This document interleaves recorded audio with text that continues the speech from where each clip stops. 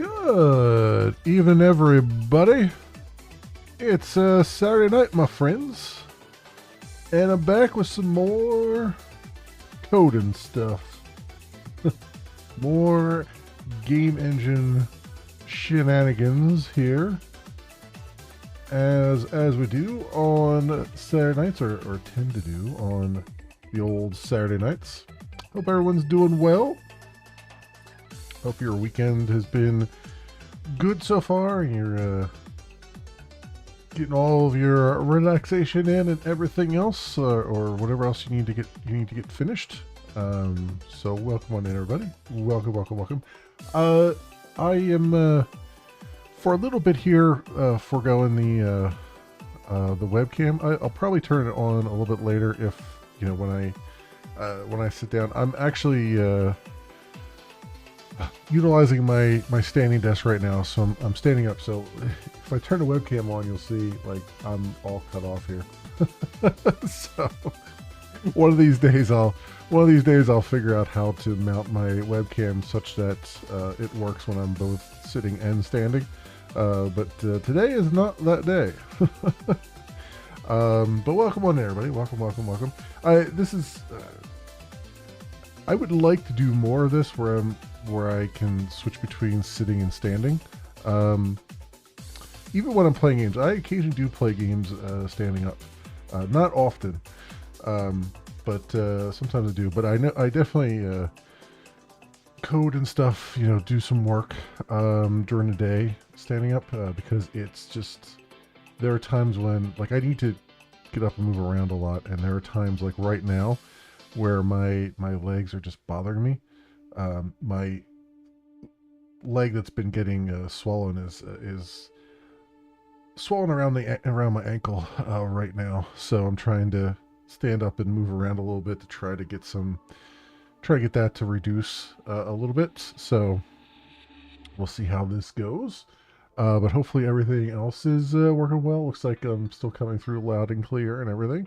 Hopefully. I mean, I may move away from the mic from time to time here as I shift my weight around, but hopefully I'll still be audible to everybody. And I may end up sitting down at some point, but for now, let's see what we can do. Also, kind of nursing a little bit of a tiny bit of a headache. I've taken some aspirin for it, so we should be good there in that regard. Anyway, enough about my challenges. Let's talk about the game engine stuff. Hey, Silent Drift, welcome on in. I'm doing good. How are you doing? So that's why I since I'm standing right now, I don't have the webcam on. If I sit down later on, I will turn it back on so that you can actually see my face. Anyway, so we left off last night. We had finished up quite a bit of stuff. I'm trying to think, where's the, what were we at? I think we were at, I think scene render. I think we skipped that because there's a lot of stuff in here with the descriptor stuff that we haven't done yet, so we'll come back to that. Yeah, so I think we were about ready to go under this folder here and do all the stuff for attachments, which we just did. We did attachments, so depth attachment and all that stuff. Now we gotta do all the descriptor allocator stuff, which is all new classes for this chapter, so I should be able to just kind of go through and see what we can do with it here.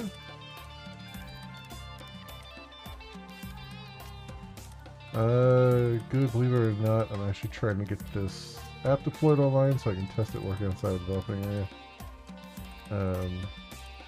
Like I said, I might be able to help. Oh, Okay, what's going on? So try to get an app deployed online so you can test it working outside of uh, development area. It's not going great. Okay, what are you running into? Anything specific? You're trying to deploy it to a cloud server.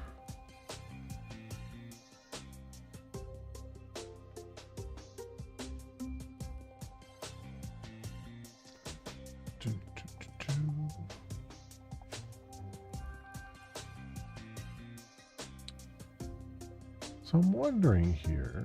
I can see what that's doing.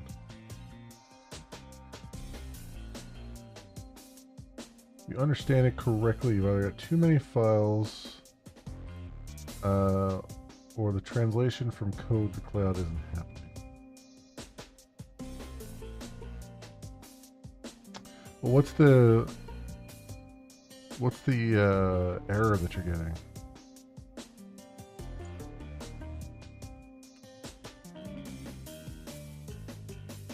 Cloud server to do the next set of tests. Okay.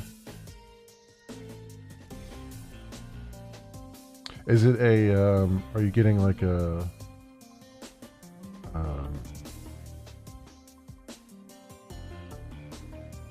Well, yeah. Look at your server logs, and see what pops up there. What kind of server are you using? Using anything? Just doing it earlier. Didn't say. Yeah. Okay. No problem. What kind of server are you using? Are you using like a something for Python, something for it's just a regular Apache server?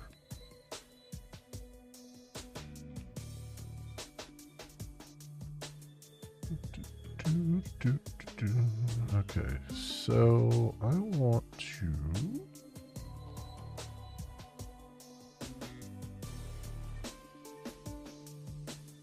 I'm going to put this, just for the sake of argument, I'm going to put this in its own, these files in their own package, just for the hell of it.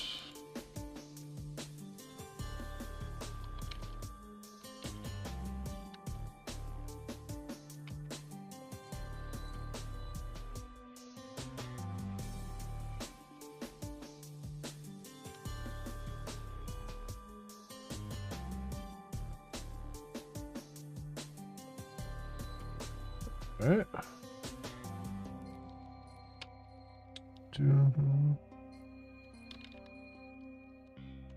Static final logger.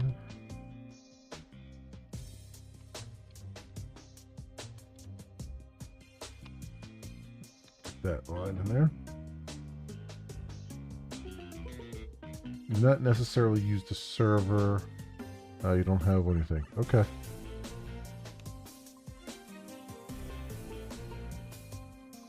You have the code in JavaScript, HTML, and a few others. Okay.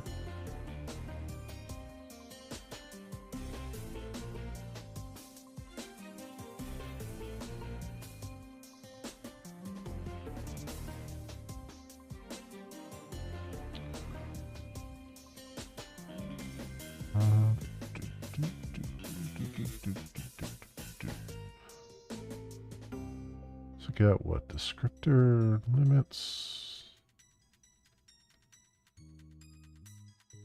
Pool lists. All right.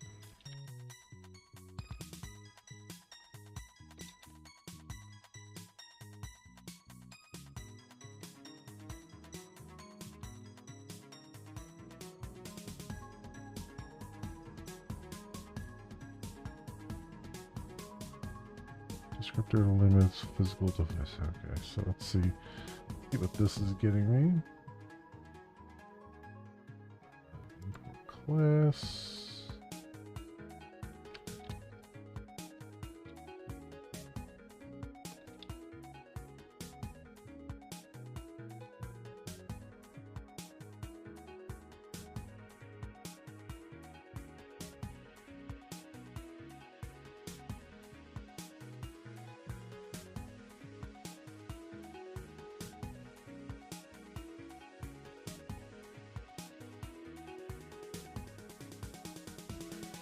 info.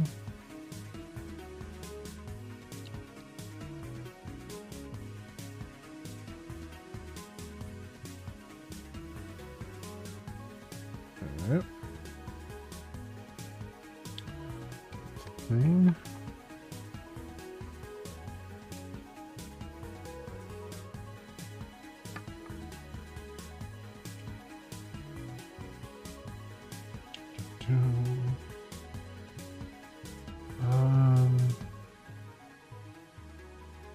Scripter allocator. So we're gonna need these other classes at some point here. So this is taking physical device.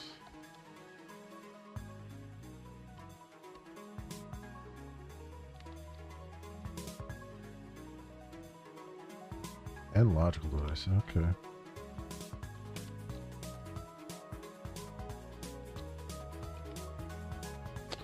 So I'm actually kind of glad that I made this separate package because this is, you know, I don't have too many instances when we're taking the actual physical device here.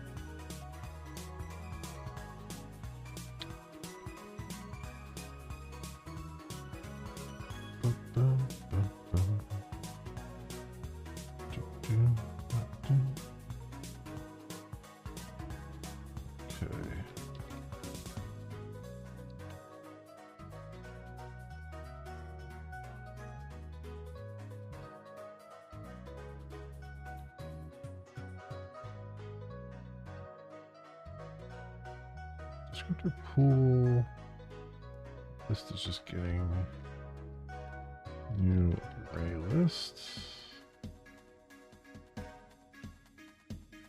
And the info map is just getting new hash map.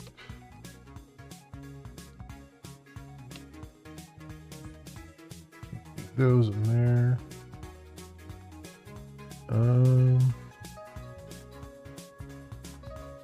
Alright, and then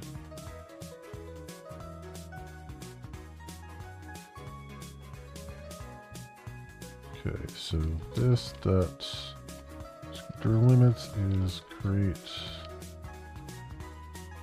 say descriptor limits.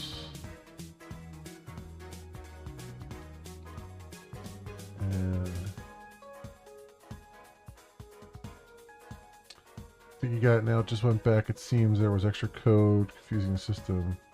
It's only one cloud server. I think she tested it. Okay. Yeah. No problem. No problem.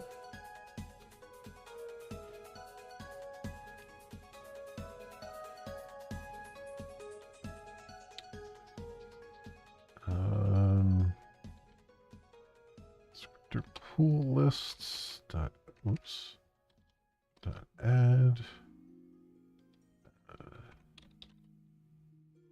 Knit.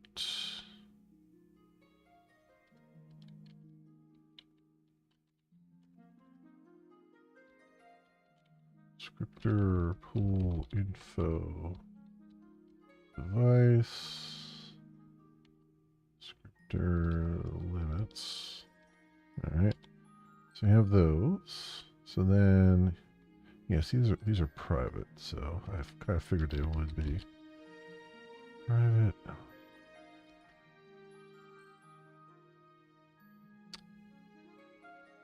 I don't know why they're static. Do they need to be static in order to be final? Is that what the problem is? I don't think so.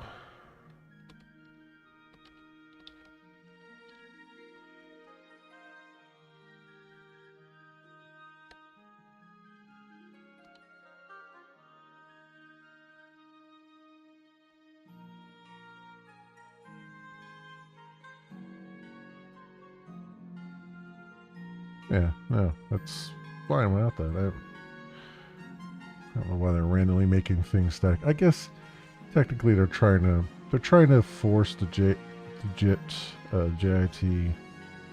inline the method probably, but you know, it's smart enough to figure it out, even without it being a static method. So I don't know what they're, and honestly, it may still not do it even with it being static, because it might want it to be like a final method even, you know.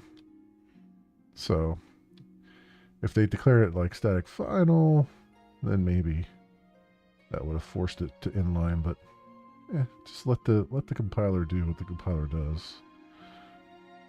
All right, engine config get instance. Oh god, what are they doing there?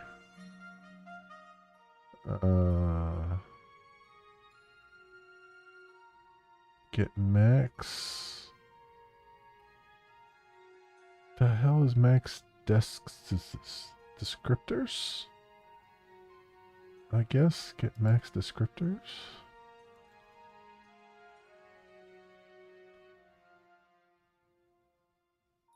Default value is 1,000. We'll just go with that.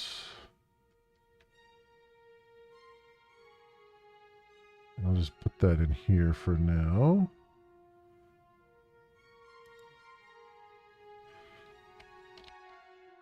Private static final int next descriptors of 1,000. Okay.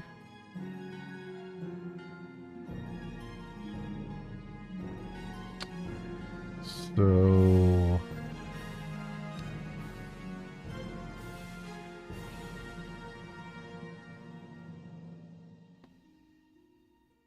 what are we doing here? Okay.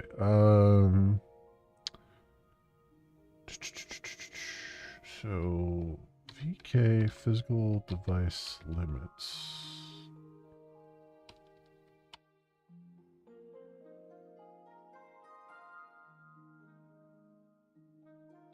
Or I could just do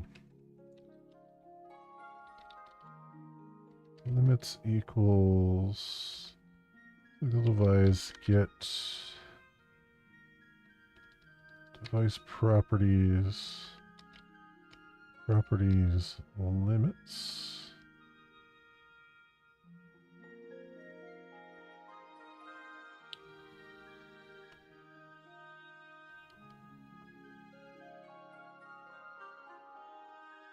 Okay, and it's just returning descriptor limits. Okay. So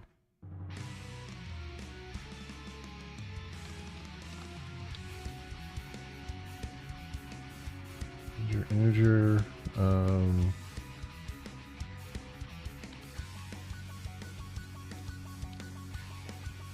descriptor limits is new hash map. And descriptor limits, put VK13, VK descriptor, type uniform buffer, min, max descriptors, limits.max, descriptor set uniform buffers. Okay.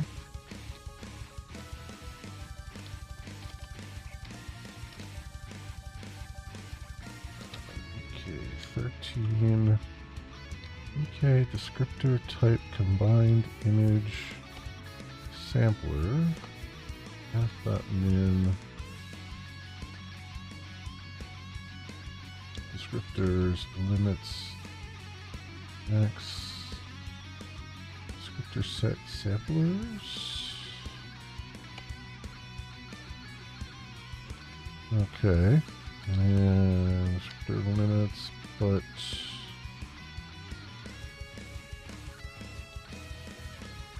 type storage buffer. Math.min max descriptors limits max descriptor set storage buffers. Okay. And just return limits. All right. Fine. Fine. What else? Descriptor pool info. So private descriptor pool info. Init descriptor pool info. Device. Oops. Logical device.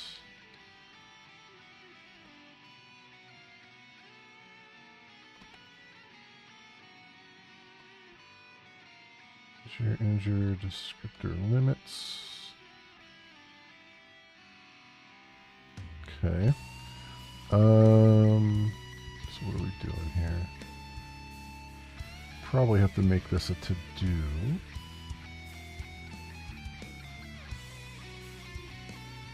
Descriptor counts. This descriptor pool, descriptor type count, descriptor type counts. These array lists. What are they doing?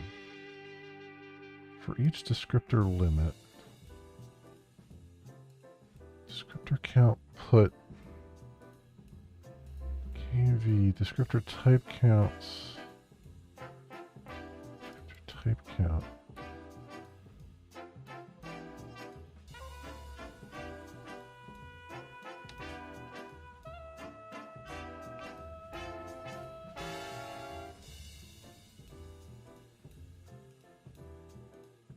Wait.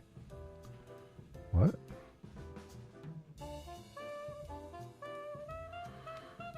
Why is this? Why are they doing this? Descriptor pool, descriptor type count.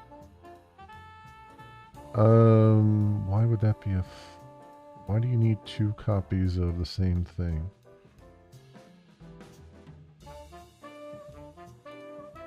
Descriptor counts goes into there. Descriptor type counts is going into descriptor pool.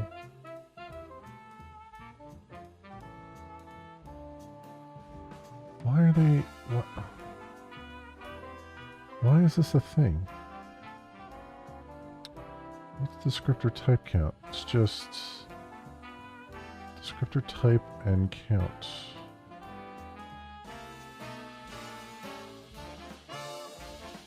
So it's just an object with the type and a count in it.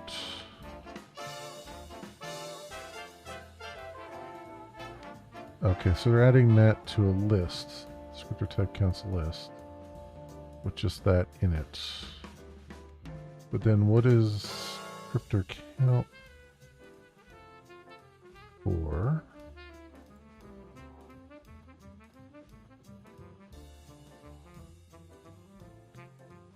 That's just a record. Descriptor pool info.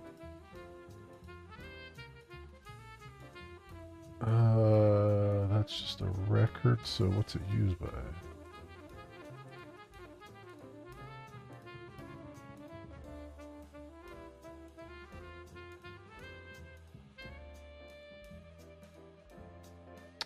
Oh, these are records at the bottom of this class.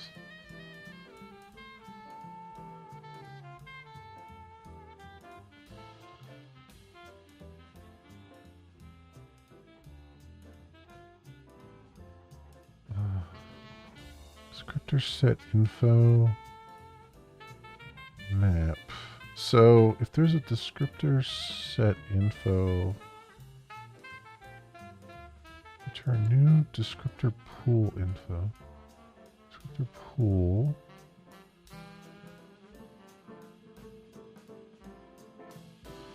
Pool list.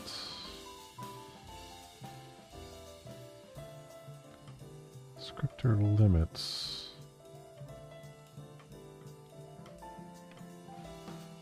What?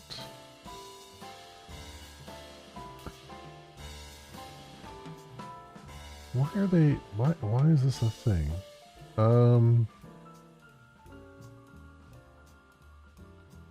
Descriptor count, descriptor type counts.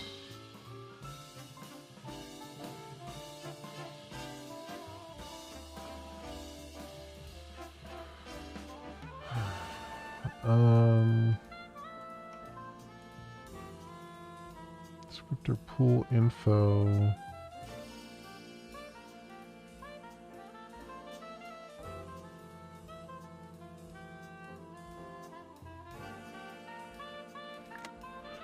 What are these? What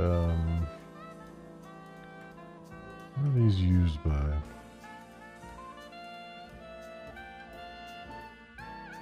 So add descriptor sets. Descriptor pool lists. Okay, wait, what is this? Descriptor limits is used.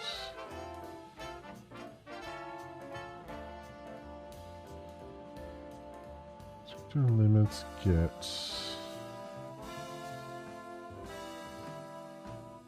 descriptor types. Yeah, so max total makes sense.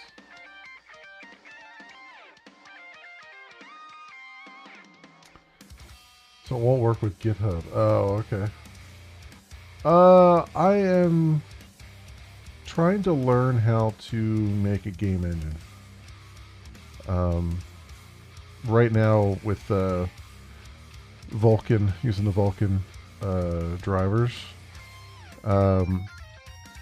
So I'm the code at the top of the screen is example code in a book that I'm like an online book that I'm going through. And then my code's on the bottom, and I'm trying to figure out not only what they're doing, but also I'm trying to write it in a way that isn't just insane. Because a lot of their code here is not good. So I'm trying to like do it in a way that I can understand what's going on. But yeah, that's basically what I'm trying to do. Try to figure out how game engines work and all that stuff. Just for the fun of it.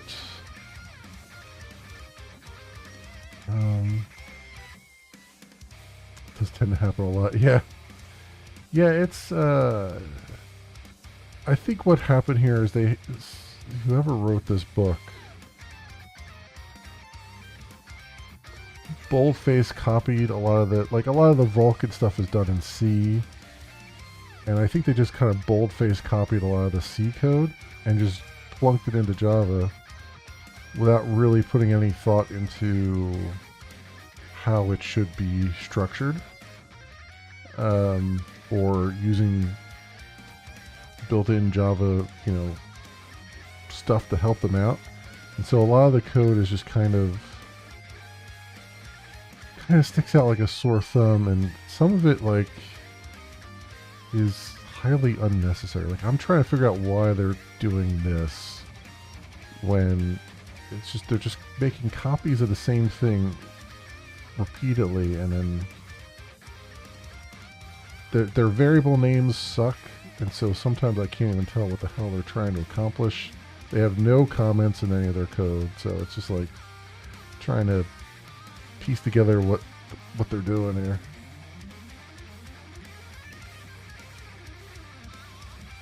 What developer tool am I using? This is IntelliJ from JetBrains.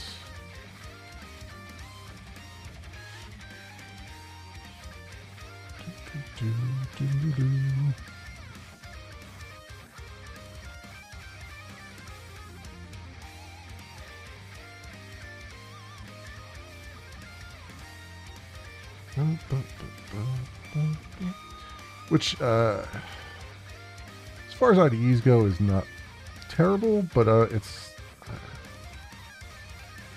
I don't like it as much as I liked. It has some things. There are some things in the Eclipse IDE that I was using that are far superior to what IntelliJ has done, but overall, IntelliJ is more stable and has some nicer integrations. So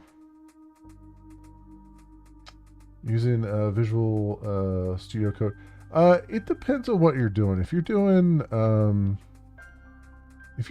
like any other language besides Java, Visual Studio Code is probably your best bet. If you're doing Java, Visual Studio Code certainly can work, but I've had problems getting it to, like, getting some of the integrations with like the debugger and Tomcat for a server. If I'm trying to deploy something to a server kind of thing, a local server, that kind of stuff. Like if you're trying to do that stuff, IntelliJ is just better all around with that. And IntelliJ understands Java a little bit better, I think, than Visual Studio Code does. But it also has a little bit better integration with like GitHub Copilot and stuff if you want to use that for code complete. But, the AI that's in it is a bit annoying, though. It prevents some things from actually working. IntelliJ code is bad when it's good. Yeah, I mean, IntelliJ has some AI in it too. Like they're trying to push their. So I have GitHub Copilot, which is fine, but they have some kind of they have an AI chat, which I think is JetBrains AI, which I don't use. I don't think anybody uses because it's shit, to put it mildly. The GitHub Copilot is okay, but the side button on my mouse, I've mapped it to that to toggle it off, and most of the time I have it toggled off because while it does do a really, really good job of code complete, like as I start to type a line, it figures out what I'm trying to do, and it's really, really good at that. It annoys me because it interrupts my typing, and it interrupts my thought process sometimes, and I just like to have that off, and I'll toggle it on only when I really want it, or when I'm doing something that's really, really like rote or repetitive. Like for instance, at work, if I'm doing, say, a DAO class that's going to map directly to a database table, I'll turn it on. Like I'll copy the database description, all the columns of the database, into a comment in the class, and then I'll turn the code complete on, and I'll start to type, and I'll let that generate the various pojos and stuff that I need, because for something like that, it's very repetitive and very basic, and so it does a very good job with that usually.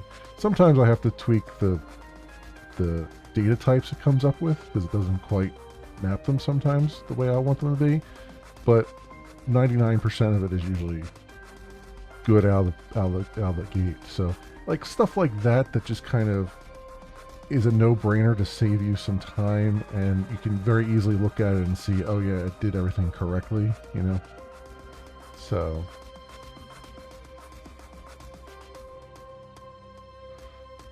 So yeah, I mean that's usually what I do it for. I don't tend to use it for much else. Or the only other time I use it, I'll use the AI chat a lot when I would otherwise go to, say, Stack Overflow to look for something. Or as it stands in work, I've been trying to learn. We have an integration, a third-party integration that we're working on, and it's the third party is using GraphQL for their web services, and I've never integrated with that before, so I'm using like a library that I've never. Well, it's a Spring library, so I've used Spring, but it's a sort of add-on library to Spring that I've never used before, and the documentation for it, he's doing the typical, like, here's the happiest of happy paths of how to use this thing, and not telling me the things I want to know, like how do I handle errors and stuff like that. And so I've been using AI tools to kind of like give me examples, and then from those examples, I'm then writing out what I think it should be. Um, I'm not copying them over or anything like that. I'm writing it myself. So I'll do stuff like that where I'll like, hey, give me an example of how this might work. But then I write the code myself because, as 9 times out of 10, it'll hallucinate something, that, or it'll come up with something that just doesn't make any sense. And once you start to type it out, you realize it doesn't make any sense. So, you had that issue earlier. At least you finally got live. Yeah, gotta use what's available after all. Yep, exactly. Yeah. So, but that's, it's, as I've said a lot here, it's a useful tool for for helping you to wrap your head around something, where you would normally have done like 20 or 30 Google searches and gone through tons and tons of weird websites and blog pages and tried to piece things together. It's very good at like piecing a lot of that together for you, but it still doesn't know what the hell it's doing.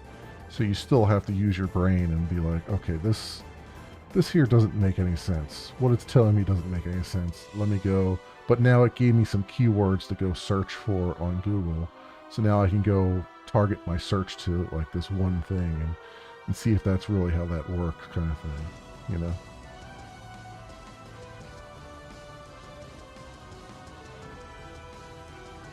Yeah, mine isn't great, so I tend to use AI to learn what I can from it. Nice. Yeah, exactly.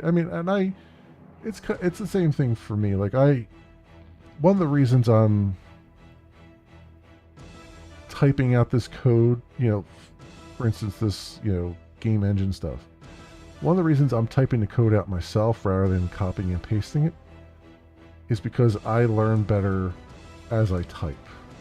It was kind of the same thing in school when I was in elementary school and stuff. Like, teacher would write notes on the board, and I would copy the notes down in my notepad because it helped me to put that stuff in my brain. The act of just kind of transcribing it helped it stick into my brain a little bit more. And it's the same thing here. And so that's why I kind of do that. And that's also why I do that with the AI stuff. I don't just let it loose in agentic mode and say, yeah, just go make all these changes. I actually look at them and I actually type the changes in myself. I don't copy paste them over, because as I'm typing, my brain is working. And I'm like, oh wait, something doesn't look right here, and I can stop and go, wait, this isn't making sense, or that's not making sense, So doing is remembering. Yeah, exactly. That's just kind of how my brain works. A lot of people, everybody works differently, right? There's people who can very easily just like accept changes, and then they just kind of look at it, visually, and they get it right away. And I'm not as much of a visual learner as I am a fail and fail and fail again until you get it right kind of learner. And the best way to fail is to type it out yourself and mistype something, or forget a line here or there, and skip something accidentally, and then you realize, oh, I missed this, so I gotta go back and fix that. So yeah, it takes longer, certainly, but it's my hope is by the end of this I'll actually understand something, which is a stretch, because this is a lot of stuff. Like this Vulkan stuff is just, there's a lot of concepts that you have to incorporate that on paper I guess makes sense, but practically it's like I don't quite understand how all these things fit together. I actually tried getting into code a while back, but needed a mentor, and none were available that actually taught properly. So with new stuff available, it's making it easier. Yeah, it's I mean that's the rub, right? Is like um, it's really not only do you need something to do, as in like you need a something that you care about that you want to work on, you know, an idea that you know you're going to stick with for a little bit, but sometimes you just need somebody to bounce ideas off of or get some tips or tricks, or you know there's some things that just don't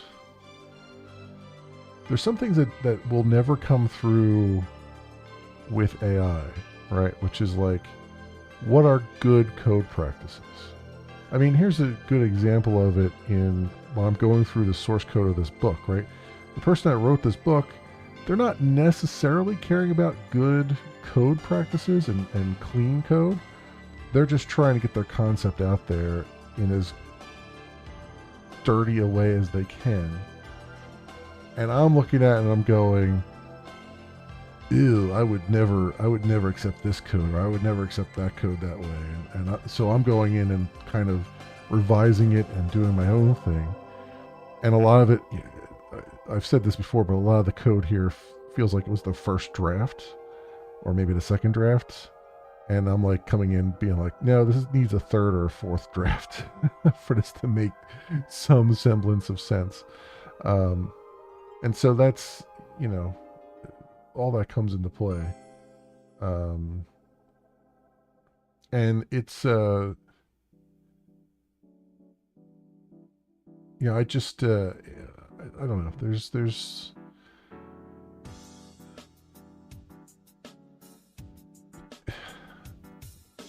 AI, like, I keep saying that for junior developers, AI, or even developers who are just learning something brand new, AI can certainly point you in a direction, but it cannot teach you a thing, right? And so a lot of times I'll utilize AI in the format of like, I don't know where to begin. Tell me where to begin. And by having it list out stuff, I now have keywords to go search for and figure out what I'm looking at. A good example of that was the OpenGL portion of this code that I was doing.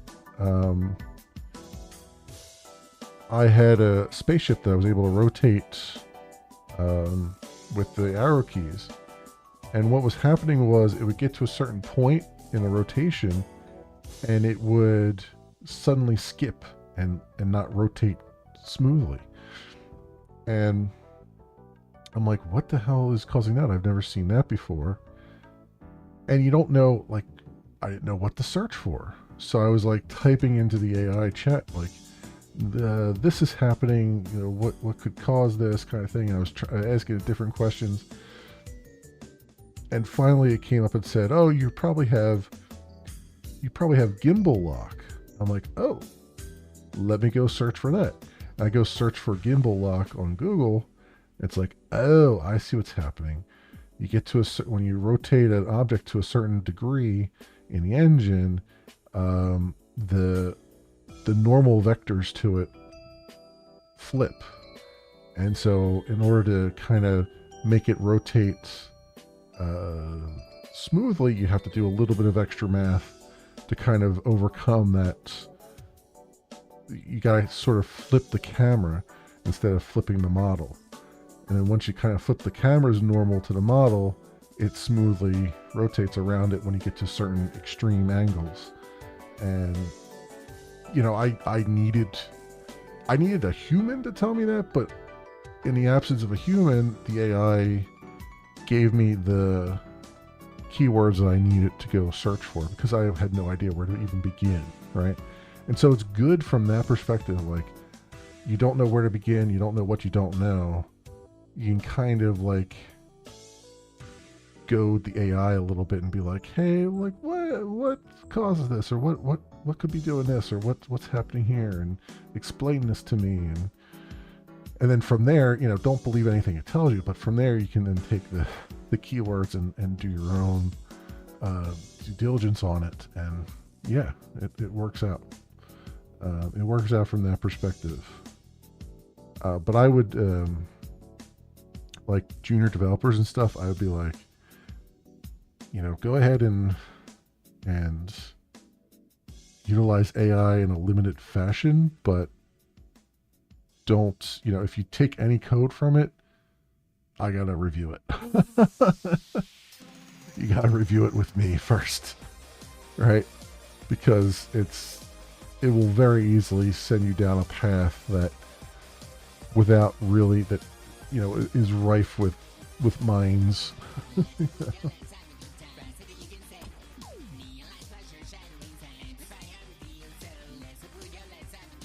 Okay, yeah, no problem, Soundrift. No problem at all. Thanks for dropping by. Glad that your thing's working. So, I know how frustrating that can be. You're like, I don't understand why this thing is not happening, and then it suddenly comes to you. So, yeah, good stuff. Have a good night.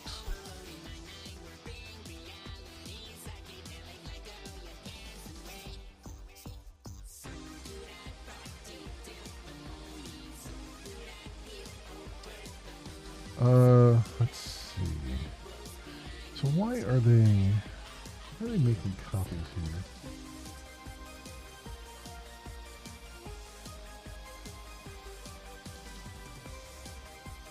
Okay, no problem. Good night.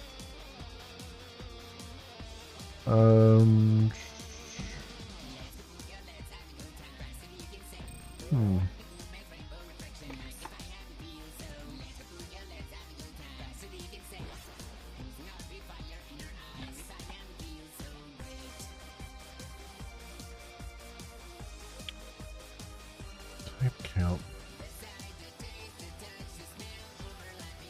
So what are the type counts?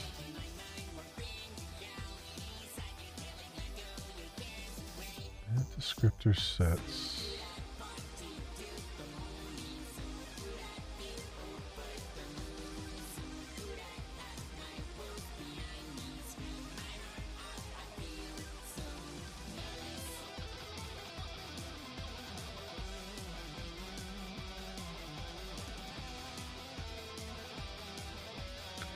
Layout infos.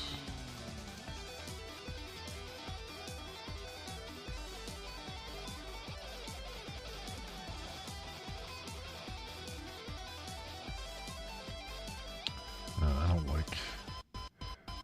don't like what they're doing here, but right now it's just, they're just throwing a bunch of pojos around. So I guess I'll just replicate it for now until I get a better idea of what the hell they're doing. So descriptor type counts is a record. Descriptor type counts. I don't know why they're doing that, but let's just make, I'm making it a separate record though, because screw these interclass bullshit.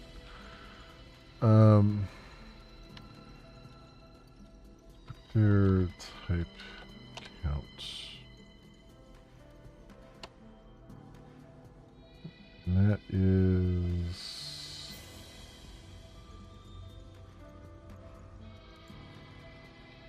oops.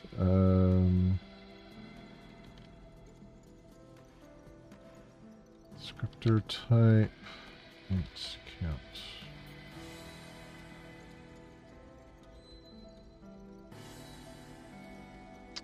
Okay, and then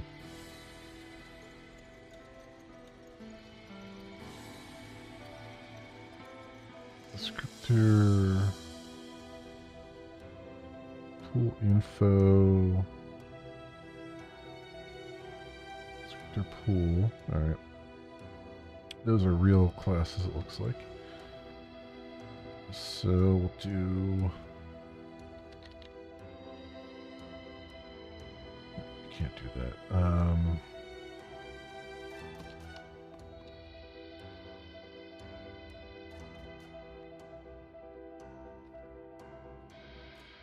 What is new hash map?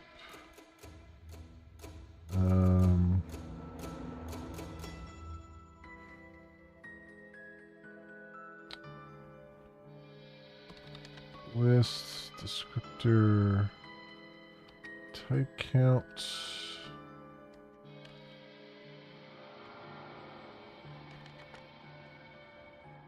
Array lists.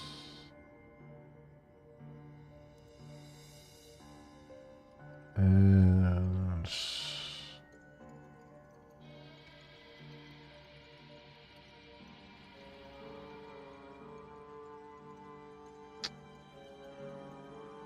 to count put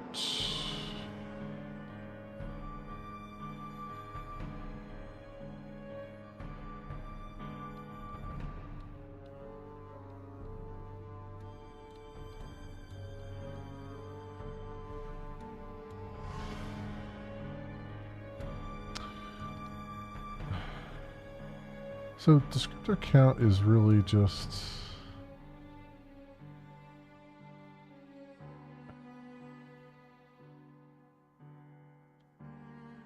descriptor count is really just a copy of descriptor limits.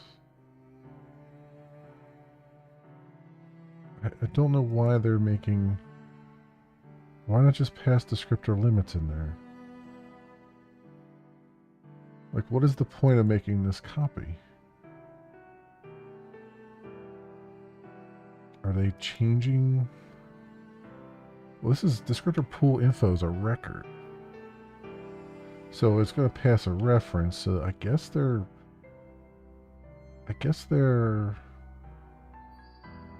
going to change it.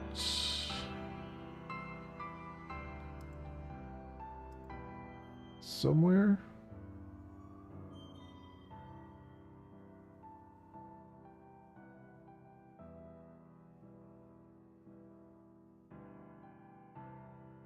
I guess they're changing it somewhere, and I guess that's what. So they're making a copy of it, is my guess.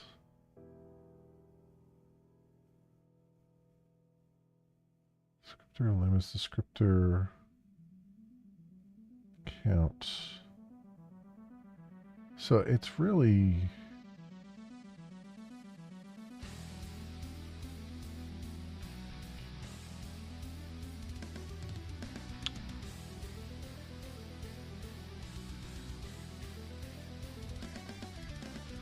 So can I could just do is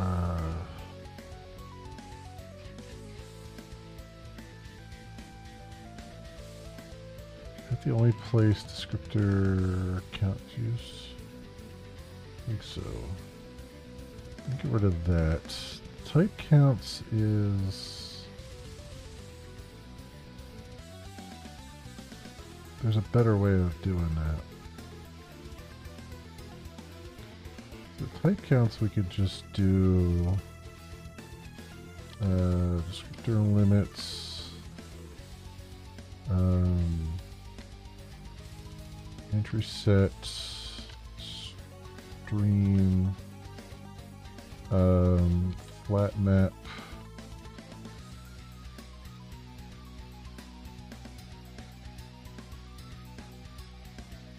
right at flat map.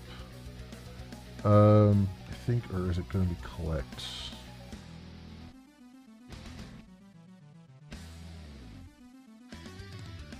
It might be collect.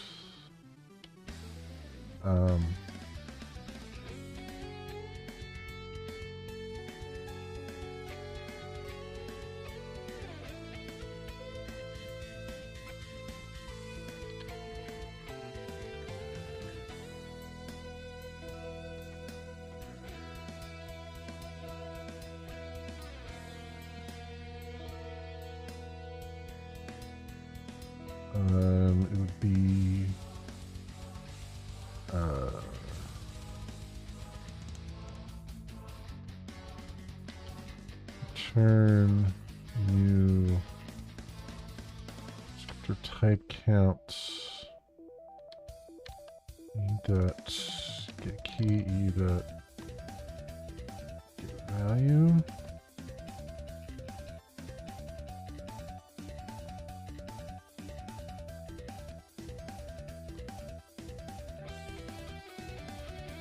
To list.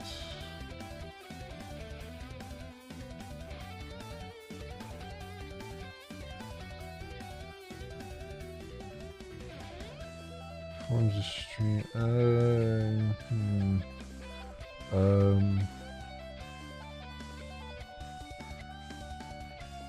I guess I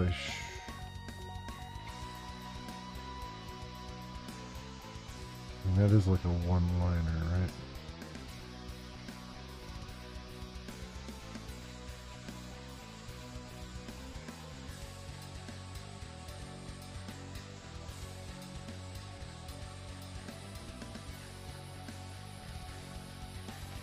This is gonna work though.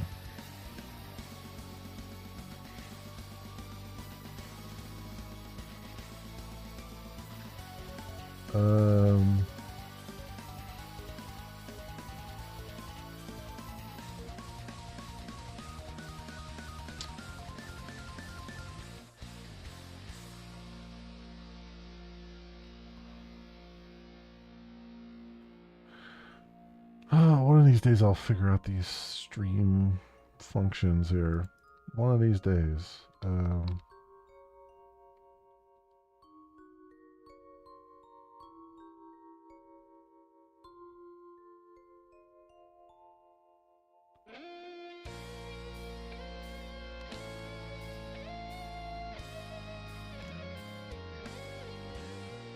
That won't work either.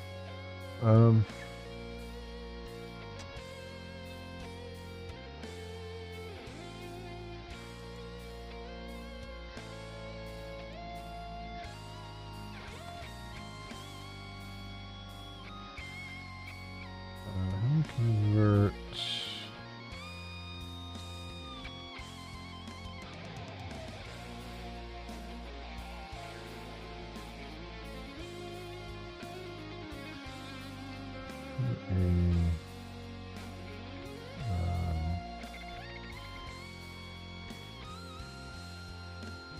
List of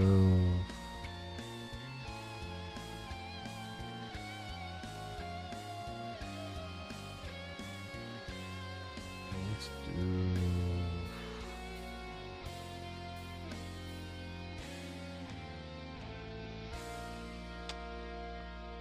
I don't have access to anything other than I do have some premium things here.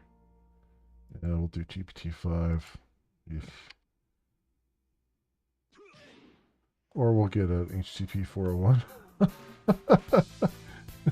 Great. Or it won't work at all.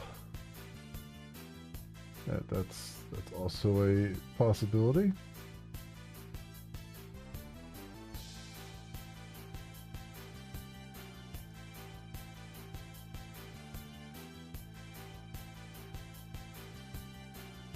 Alright, so 401 is usually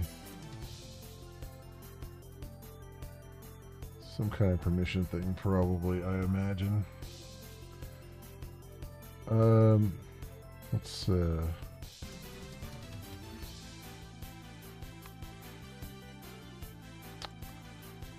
over here and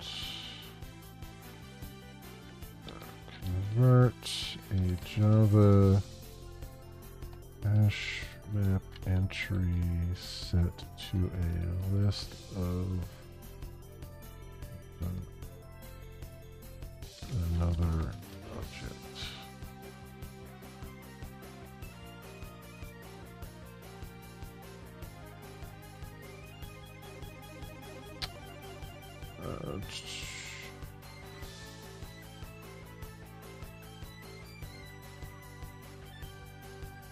Just map entry? Really? I mean, maybe. I don't know.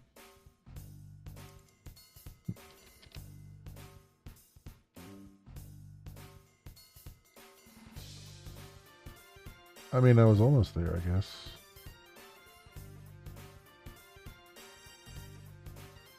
So, sure.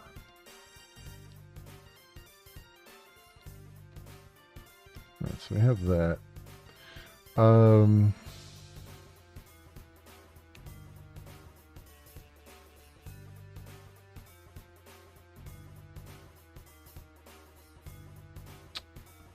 Right, so we have that. So type counts is there, and then we're making a descriptor pool, and then descriptor pool info. So it would be descriptor pool is new. New descriptor pool device, and then type counts, and then return new pool info, descriptor count. So I'm going to do descriptor limits dot. So I wonder if I can do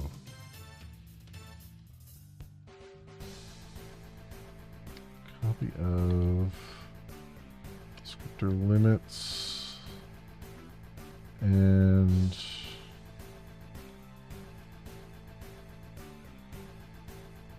then the descriptor pool in there. All right, well, we'll see. We'll see how that flushes out as we finish those other things up.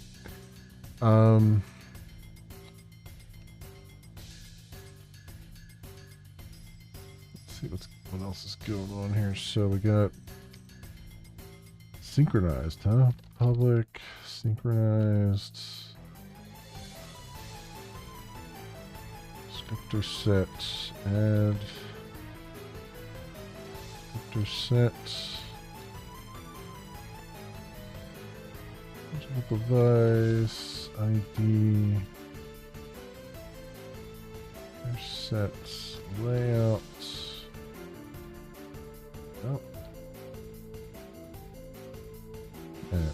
And then public synchronized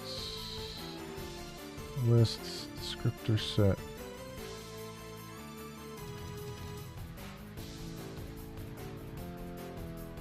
Add descriptor sets, device, ID, account,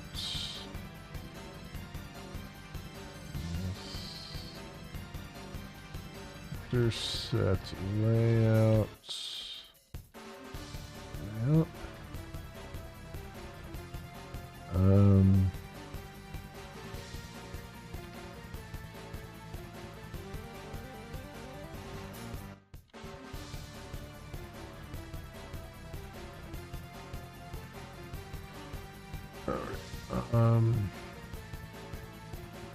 pool position is 0, target pool null. For each descriptor pool, wait, before I do that, let's finish this one. Hit up here, return, add descriptor sets, ID 1, out. Alright. Target pool. So what are they doing here? Pool position is 0. Pool lists. Layout info. Get layout infos. Enter available. Count. Type max total.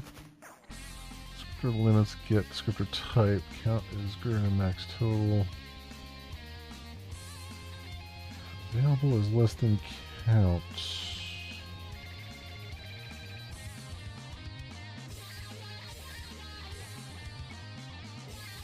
Where's count coming from?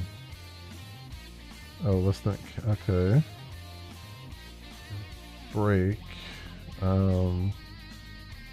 Otherwise, target pool.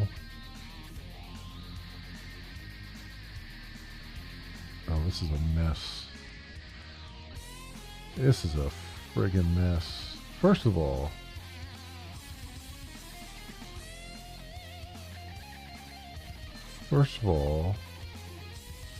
count.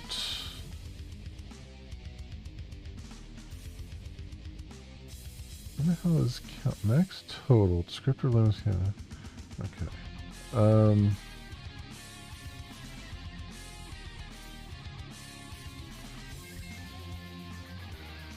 Get available. Does this thing count? What are we freaking doing here? This is a hot mess. What the hell's pool positions used down there? Target pool is no. Then create it. They consume descriptors. Yeah, I don't like the look of this at all, but what I'm going to do right now is to finish this. Alright, and then we'll come back to that once I've had a chance to look. Once I have a chance to flesh out like descriptor set and stuff, because I have a feeling that some of this crap, some of these checks and stuff could probably be put somewhere else.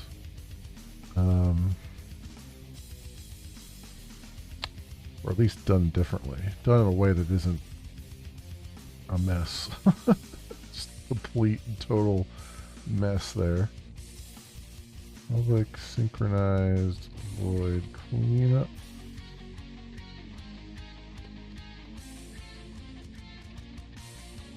Device. Bug.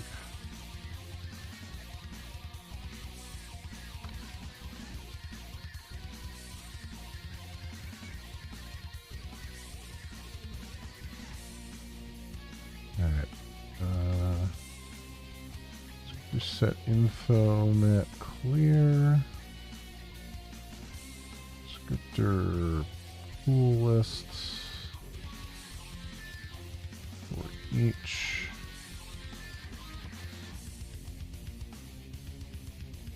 D dot descriptor pool. Yeah, that's a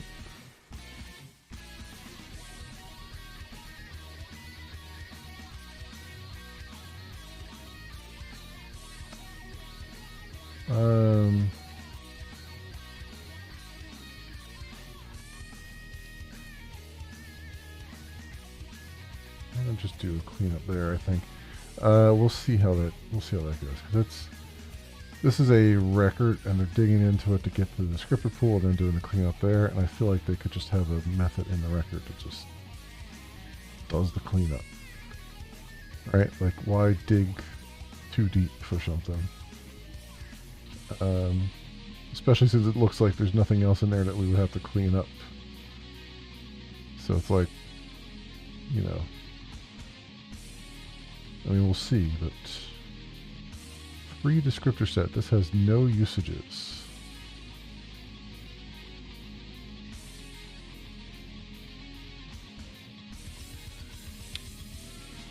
Descriptor pool list get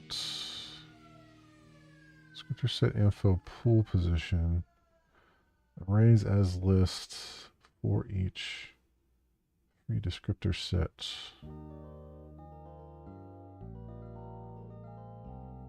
Yeah, why does this have no usages? That's a little bit suspect. But I guess I'll do it anyway.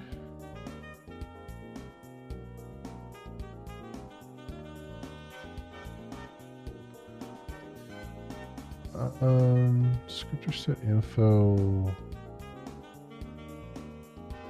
Position, descriptor pool lists. size.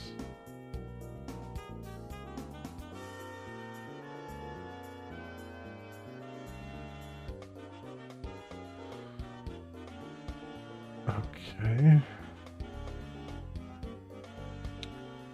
Descriptor pool list.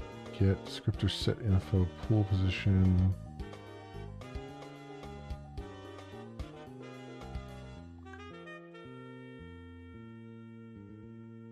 All right, and then arrays as list. Descriptor sets for each. Pool free descriptor sets.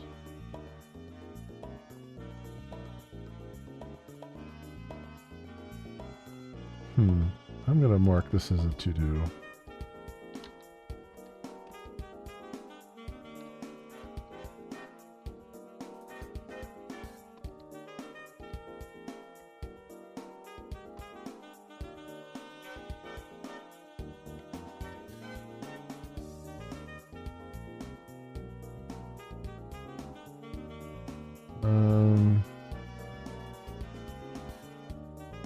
Get descriptor set ID and position.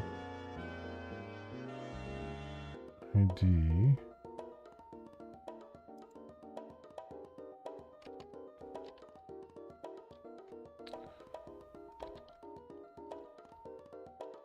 Descriptor set, get descriptor set string ID, its position.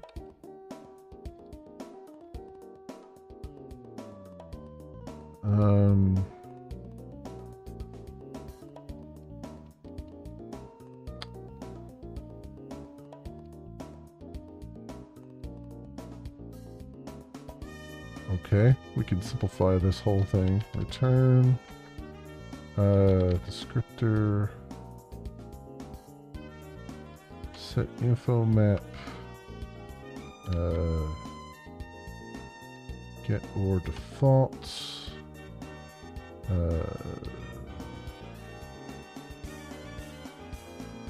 Oh, wait, it's doing position?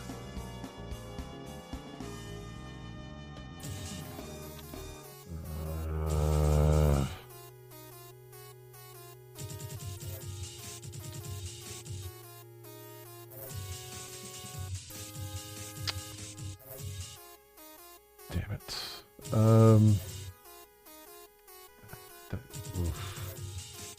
That's annoying. Descriptor sets. Descriptor set info, descriptor sets position.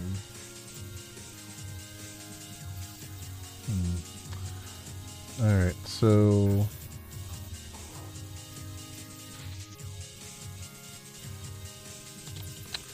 if descriptor set info map contains key ID, then return descriptor set info map get ID dot descriptor sets get position. Do it that way. Otherwise return null.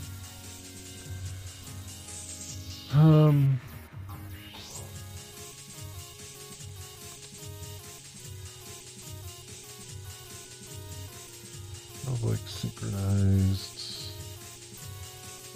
descriptor set get descriptor set string ID return get descriptor sets ID 0. Boom, there we go. That's the override that we want it there. Descriptor pool info.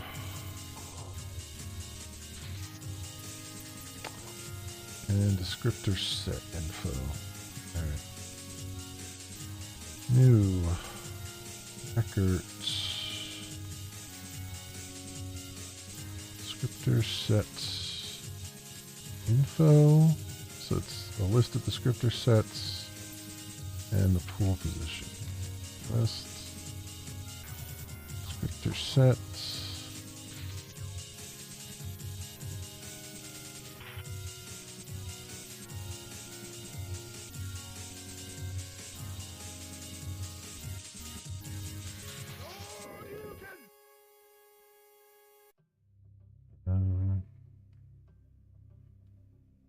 Pool position. Yeah, okay. So that's that one, and then what's the other one here? We want descriptor pool info.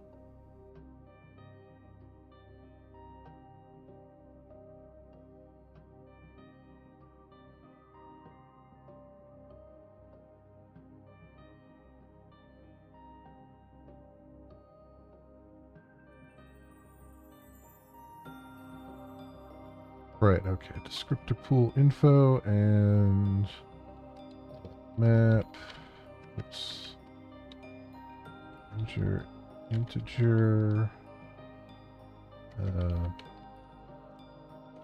Count.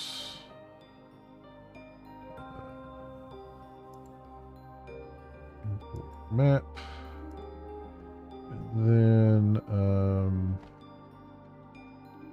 descriptor pool.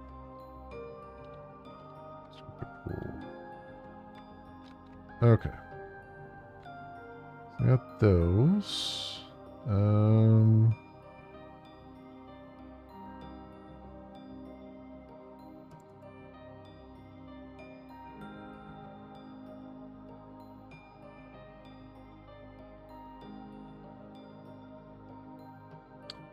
Descriptor sets has private access. Descriptor set info.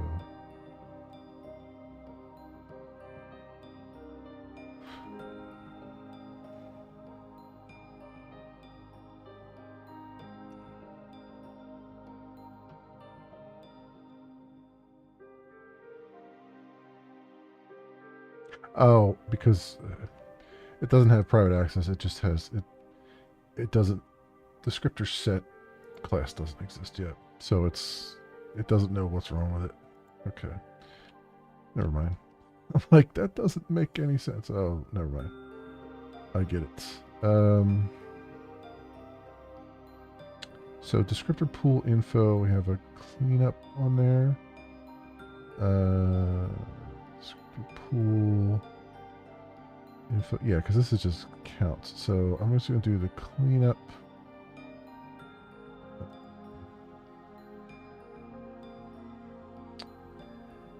Descriptor pool info.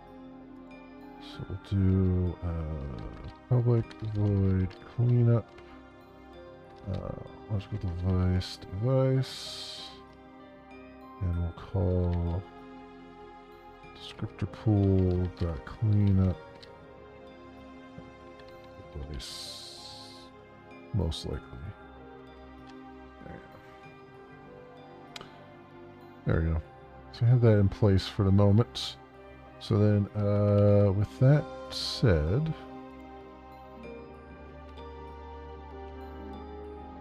I guess we look at descriptor pool now.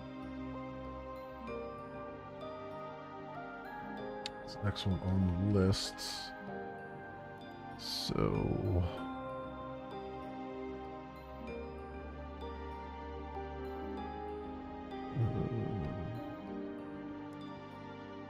descriptor pool, that's what we're looking at? Yes. Alright. Over here. New class. Descriptor pool. Sorry, cracking my knuckles.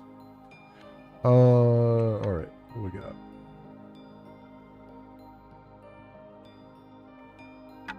So first of all, we'll do our private static final logger as usual.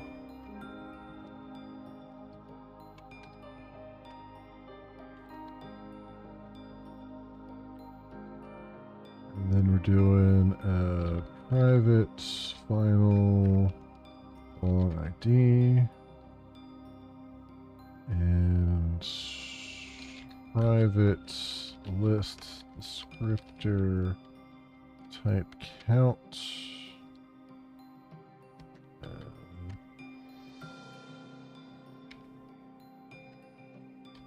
Descriptor type counts. Import list. All right, public descriptor pool. Logical logical device.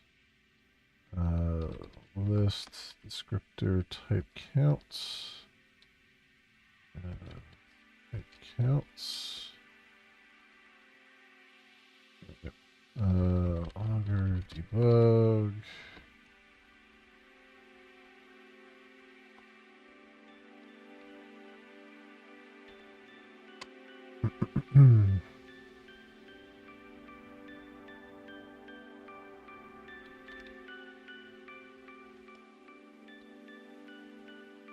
So I got that. Try.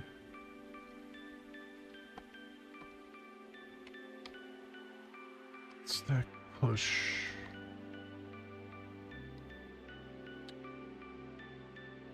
Max sets. What are we doing here? Number of types. Type counts. Size. Type counts. Number type stack. Okay.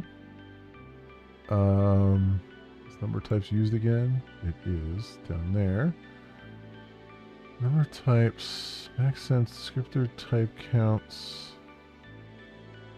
Get I. Count. Type counts. Get I. Okay.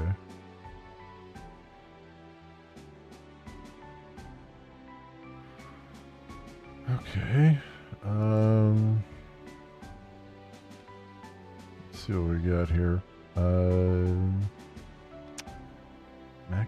Max sets plus equals. Okay. Oops.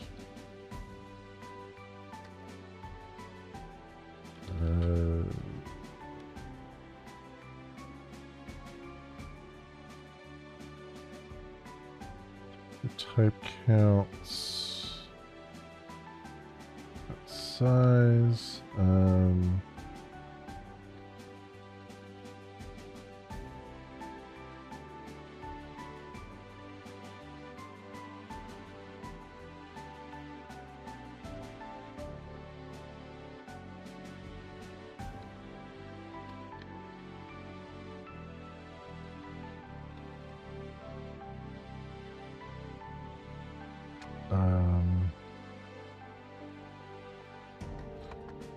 Counts is VK descriptor pool size. Public number types stack. Oh, that's straight up like that. Okay. For int I is 0, I is less than number types I plus max sets plus equals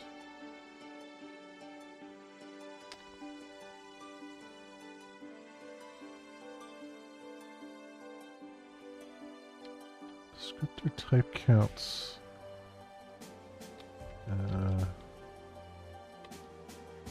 Counts get I count counts get I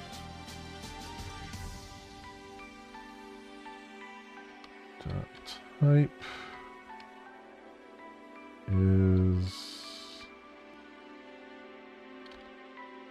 type counts get I descriptor type descriptor count.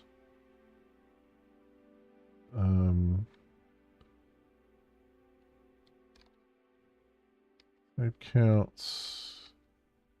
Get I count. All right. That's the end of that for loop. Create info.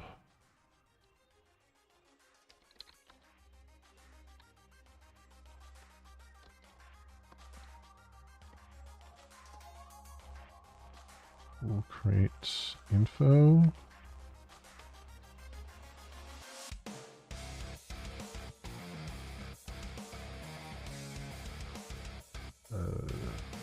Stack there, est type default.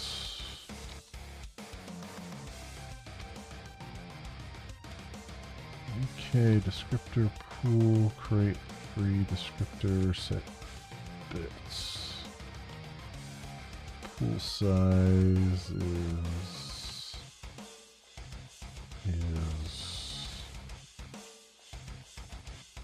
ape counts. Oh, okay.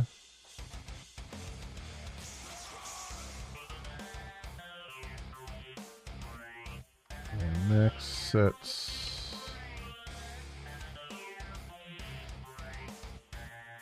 And do a long buffer. Stack, long one.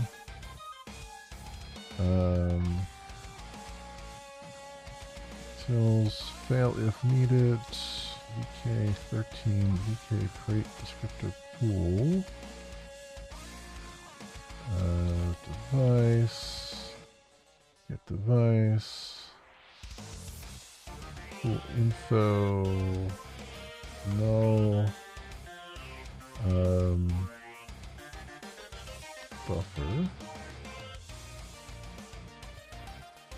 Fail to create descriptor pool.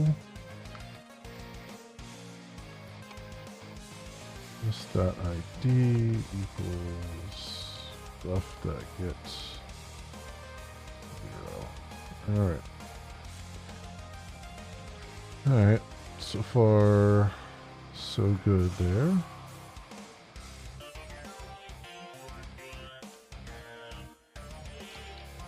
Void cleanup. Device. Logger, debug. Cleaning up descriptor pool. VK13, VK destroy descriptor pool. Device, get device.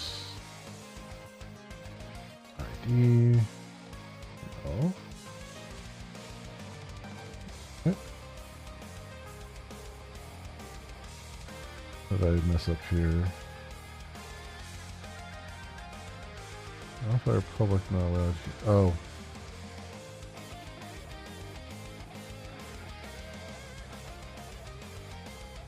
Helps to put it at the right level there. I'm still inside that try catch. There we go.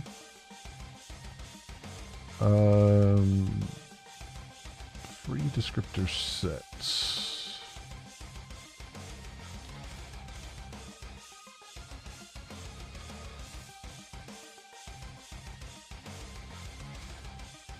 Device on ID and try var stack is memory stack push long buffer equals stack malloc long 1 buffer dot put 0 ID.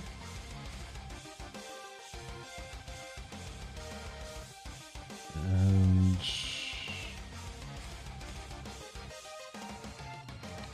Vulcan utils fail if needed.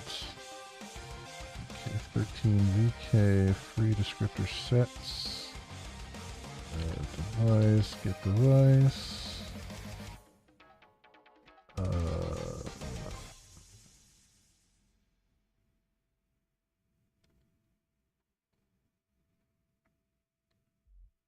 K descriptor pool. Okay.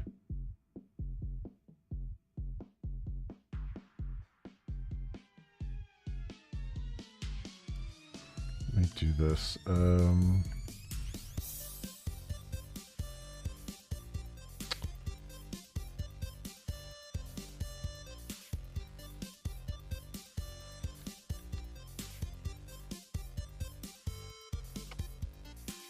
Set ID there. Do ID and then buffer.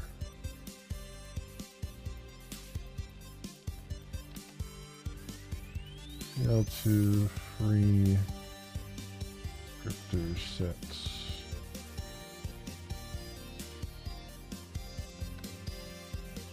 There we go. All right, and then we have 2 getters, and then there's descriptor type counts, which I already have done. So let's do these 2 getters.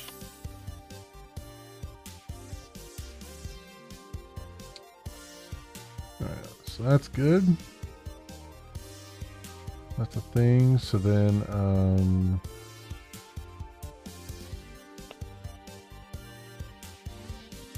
allocator. I still need descriptor sets.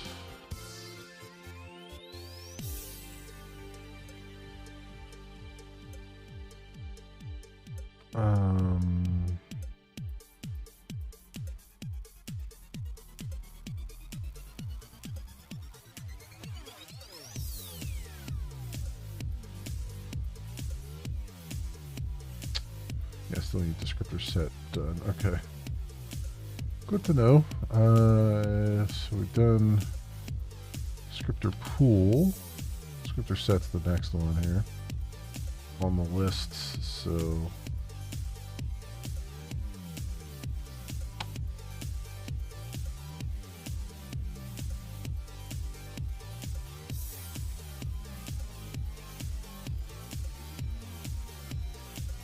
sets.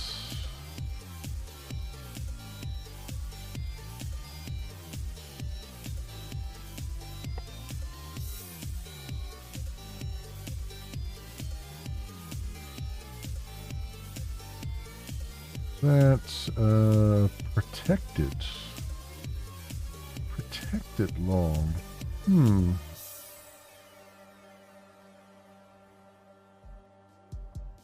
Are they extending descriptor set somewhere?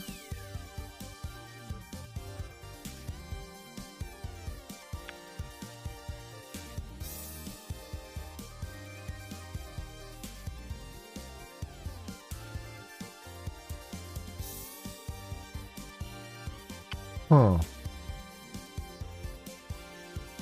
Well, I'm not... Where's this used at? It's only used in descriptor set right now. I'm not going to make it protected until I need to. So I'm going to just make that private for now.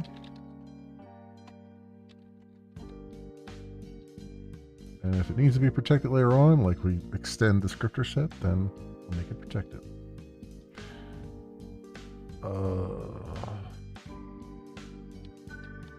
Public descriptor set, logical device, descriptor pool, descriptor set layouts. Okay.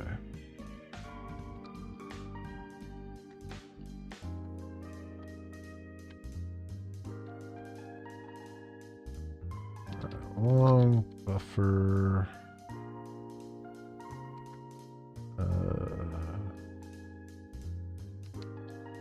Layout buffer.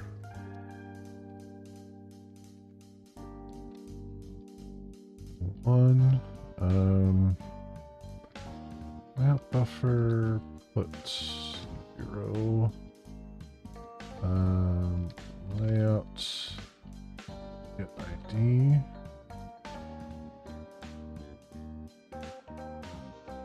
And var allocation info vk descriptor set allocate info.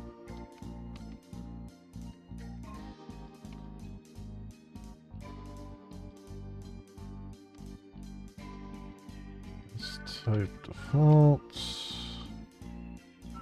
Descriptor pool.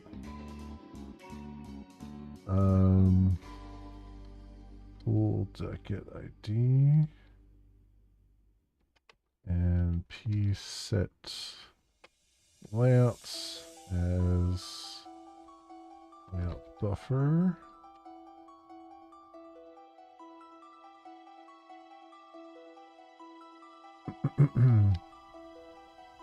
All right.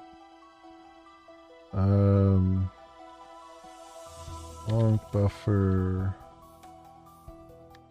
set buffer, stack, alloc long 1,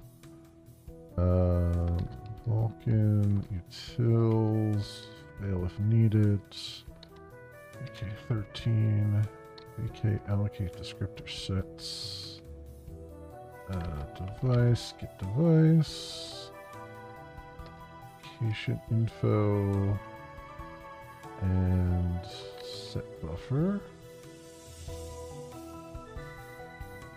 Build to create descriptor set.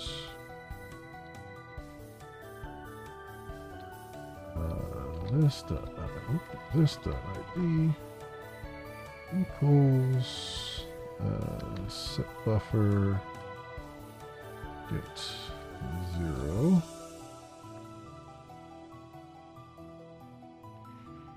Okay. Set buffer, set image, which has no usages, and then set images.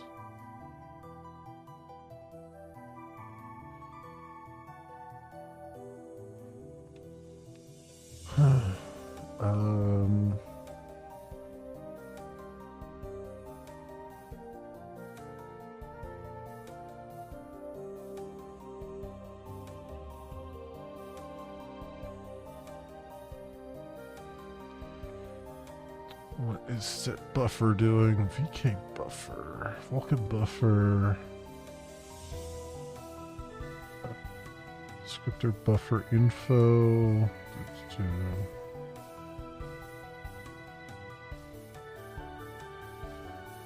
Buffer 0.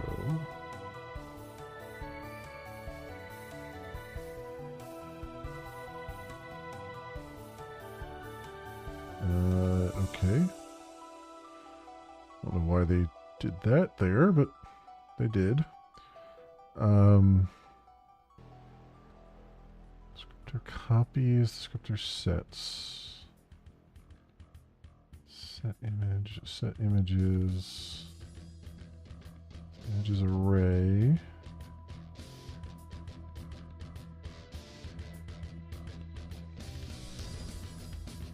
Okay. Okay, let's pick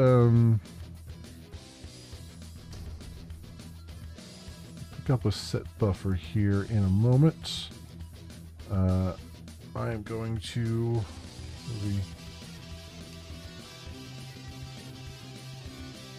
Yeah, alright. I think I'm gonna to adjust and sit down. Since I've been standing this whole time. I'm also gonna like take just a short little walk back and forth, kind of get because my leg is still annoying me. It's not quite as blown up as it was, but it's still annoying right now. So let me try to get the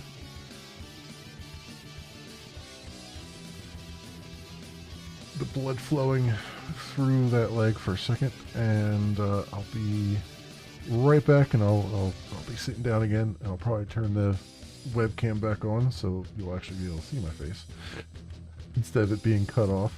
Alright, give me like 2 minutes maybe, and I'll be right back, friends.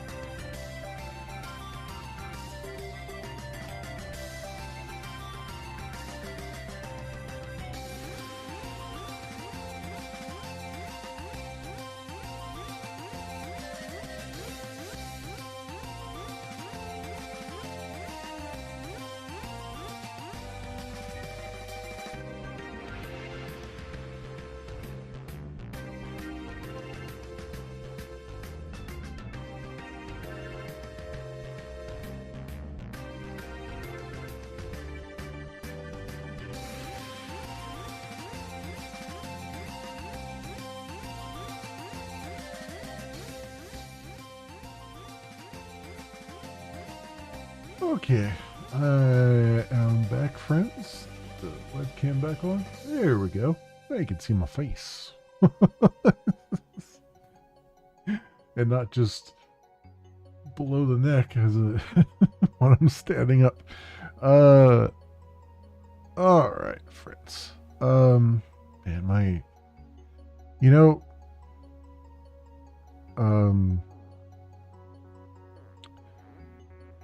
there's like I've been trying to obviously I've been trying to exercise and lose weight and everything else, and it's been a rough go. But I have noticed that I think some kind of diet change that I've made, I'm not sure exactly what it is, has made it such that, and maybe it's just the accumulation of having been on a different diet for a year now. Most of the days my leg doesn't bother me, but there is still like one day out of the week or 2 days out of the week where it bothers me. Tonight it's bothered me, especially my ankle. Like it's all swollen. And I'm trying to figure out, like, is it...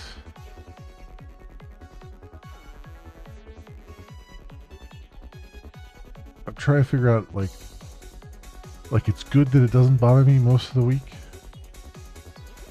So is it just a function of, like, the weekend I'm not moving around quite as much? Maybe that's into it. Or is it more a function of, like, I've made good changes to my diet, but I still need to make additional changes to get it to, like, not be a problem any day of the week. So I don't know. I'm trying to figure that out as I go here, but progress has been made, which is really, really nice. And the thing is too, it's like, I was the first hour and 45 minutes of the stream I was standing, and usually that helps a little bit. It really it doesn't feel like it helped at all tonight, but I also tend to move a little bit more when I'm standing up, and I wasn't moving quite as much because I didn't want to get out of range of the microphone. So we'll see. I'll figure something out. I will figure some things out as I go here. Alright, so we gotta set the buffer. So public void set buffer. Logical device Vulkan buffer on range binding type. Okay, var stack equals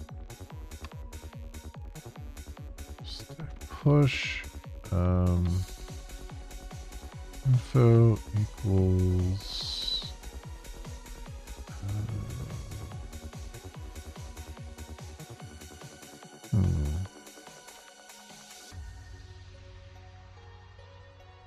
vk descriptor buffer info. One stack buffer get buffer offset is 0 range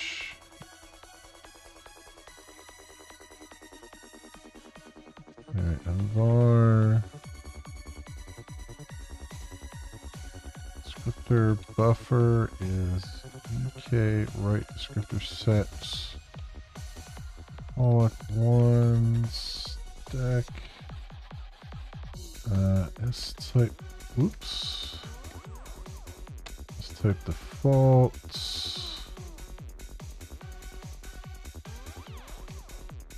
Destination set is ID.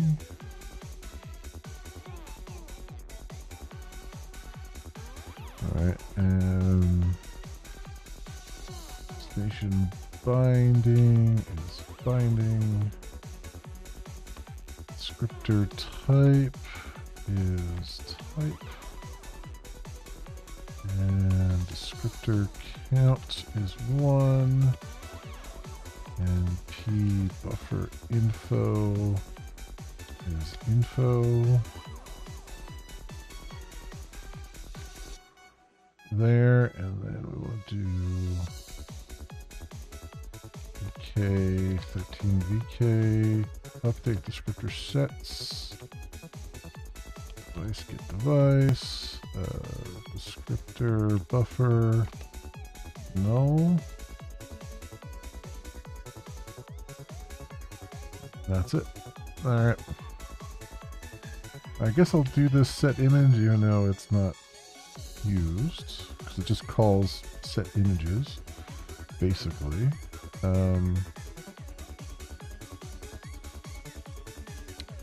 Image view, image views. Just adds image view. Okay. Right. So public void set image.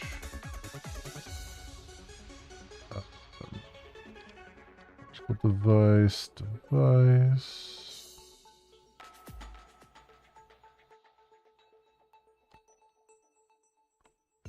Vulkan image view.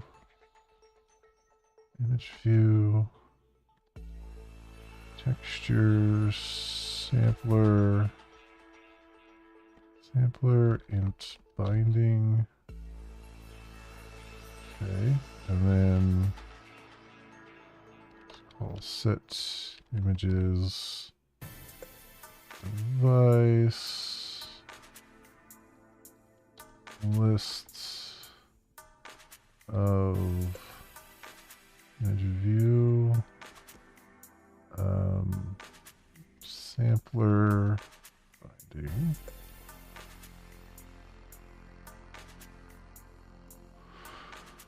Alright, and then public void set images device lists Vulkan image view image views. Whoop.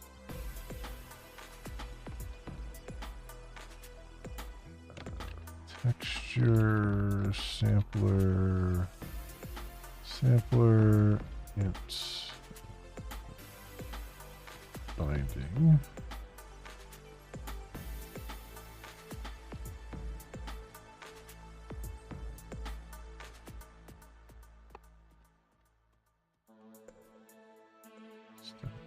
Push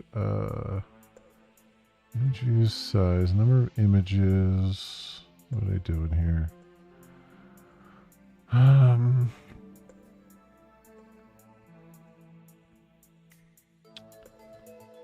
Texture sampler image layout.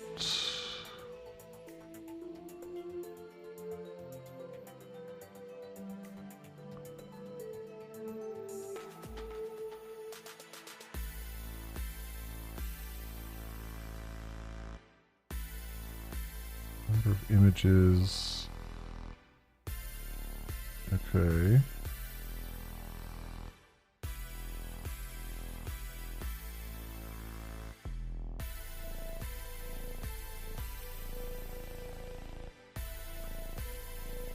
Let's get their buffer. Get I. Set that.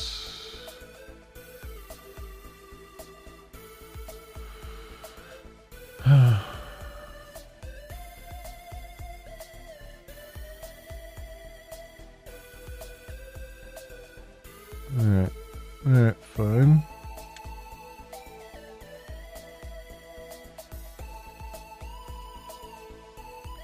Fine. Alright. Its number of images is image views size our buffer is EK right descriptor set unlock for images on the stack. I is 0, I is less than number of images, I is plus. Alright.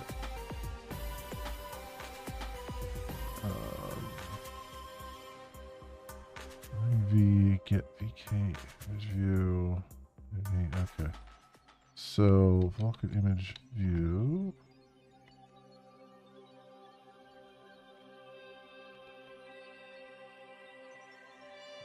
Equals image views get I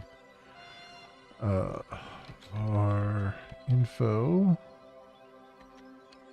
VK descriptor image info. Malloc oops. One stack image view.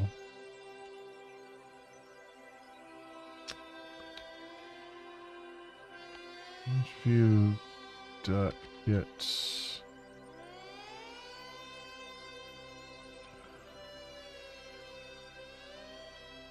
image view ID, I'm guessing. Probably.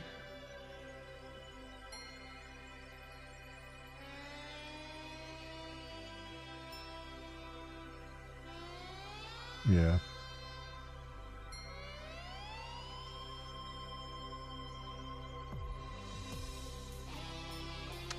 And sampler is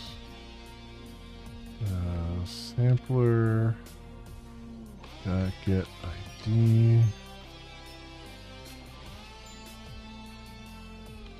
If image view is depth image.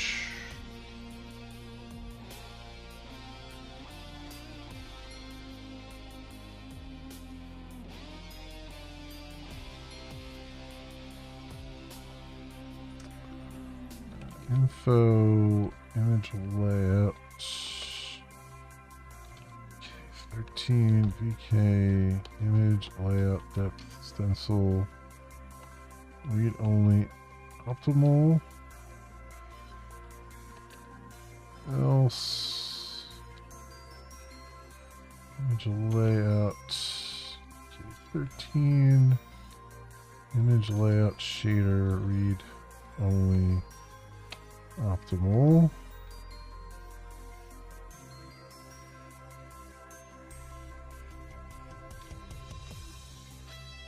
Buffer gets I.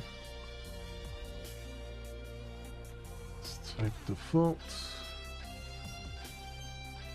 So we're at there. Destination set is ID.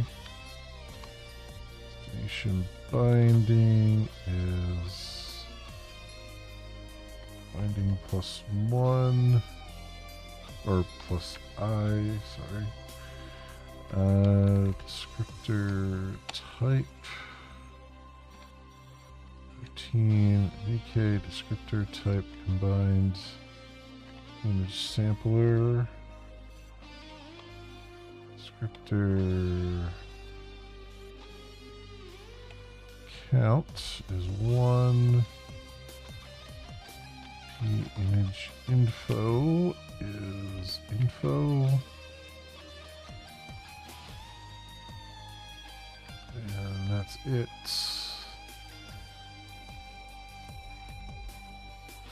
And then it's VK13 VK, update descriptor sets. Device, get device.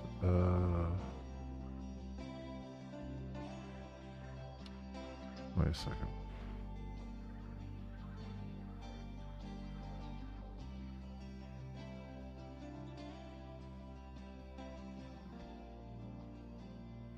Right.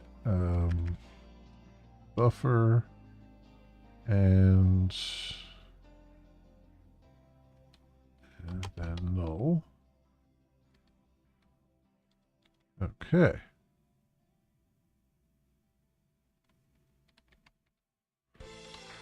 Void set images array.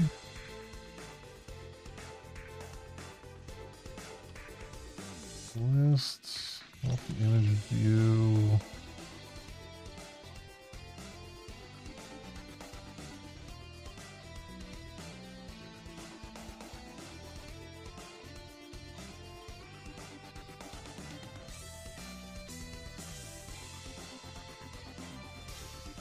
Okay.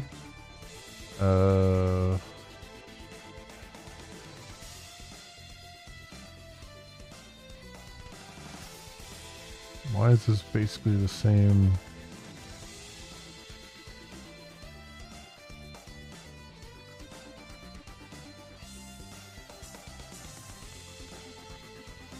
Set images array.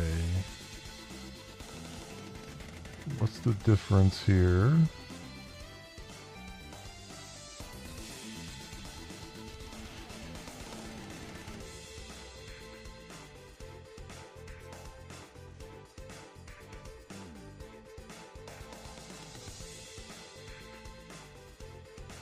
Descriptor image info buffer.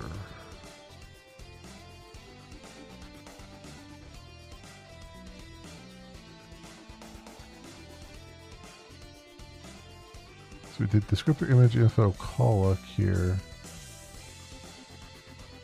Descriptor image info buffer. No, that's fine. Image infos. Right? Yeah.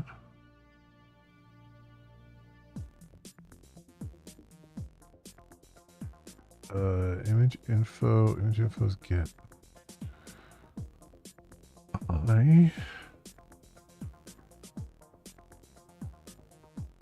Oh, this is taking image view.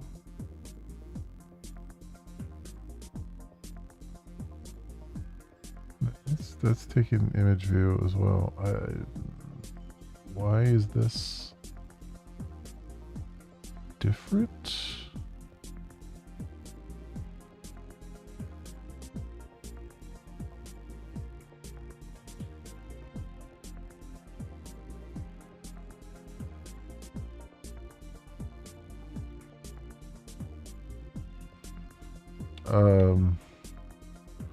Why is this different?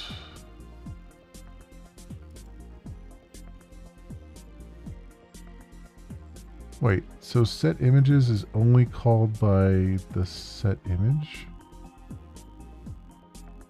And then they have a set images array, which is actually called outside of here, but it's the same as set image.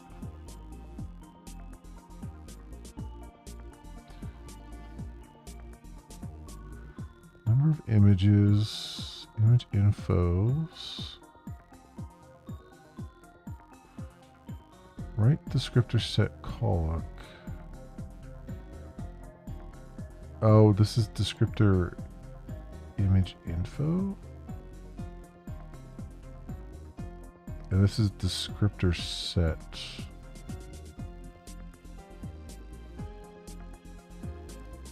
What the fuck? They've got methods in here that aren't even called.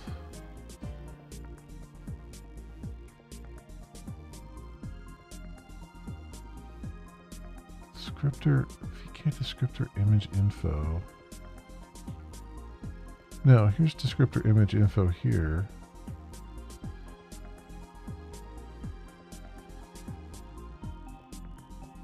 So what are they doing? Image info. Image info is get I.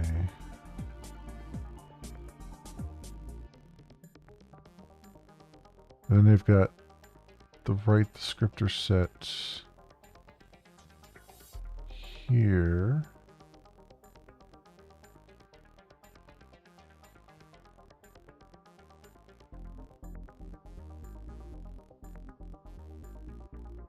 Right, so they've got right descriptor set based on the number of images.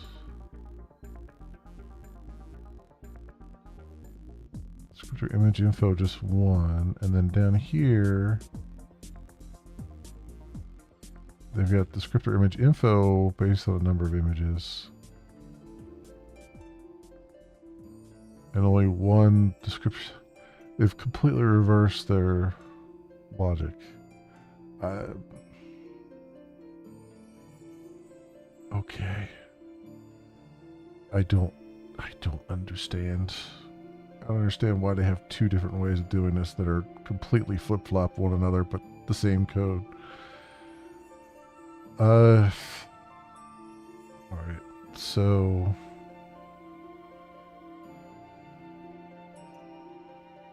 sure. This is the one that's actually called, so I guess we're gonna need this one.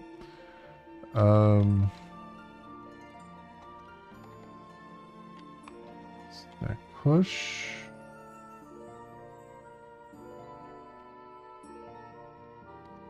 Alright, int number of images, view size,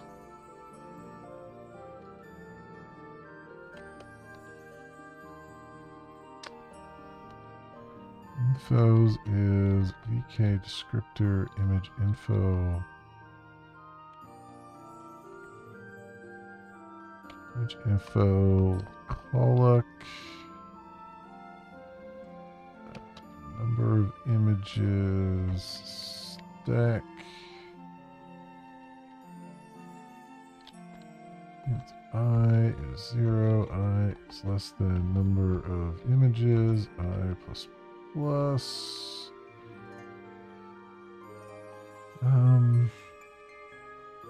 Walk-in image view.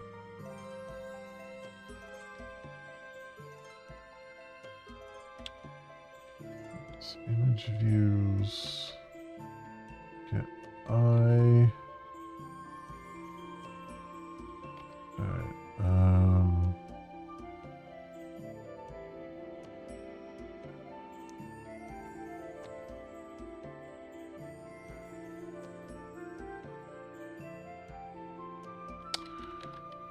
var info equals image infos get I.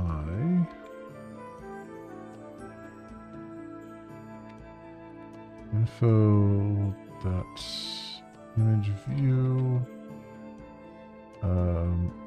is view dot get image view ID.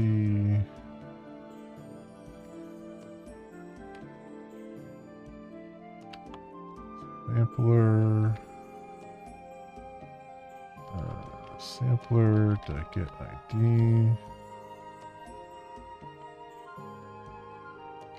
If view is depth image, info dot image layouts vk13 vk image layout depth stencil read only optimal.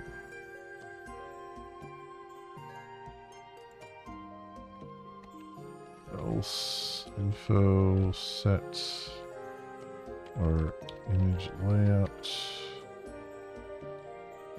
13.vk image layout shader read only optimal.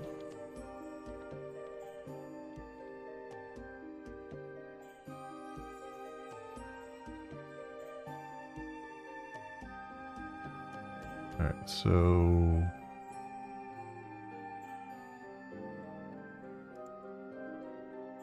after the 4,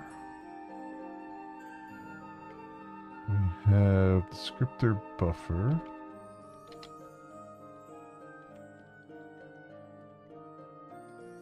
Okay, right, descriptor sets. Pollock on stack. Whoops, that's what am I doing here?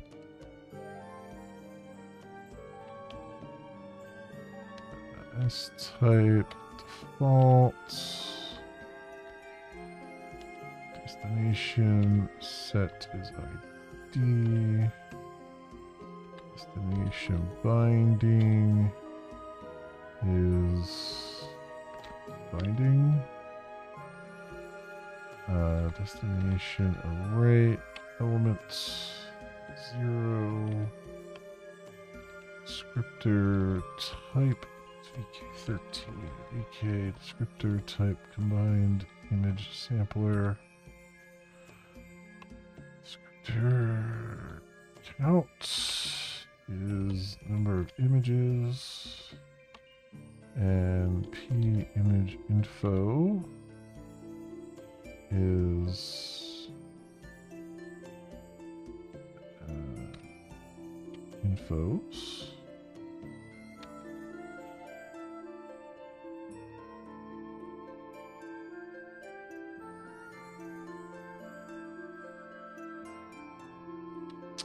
VK13, VK update descriptor sets, device, get device, buffer, null.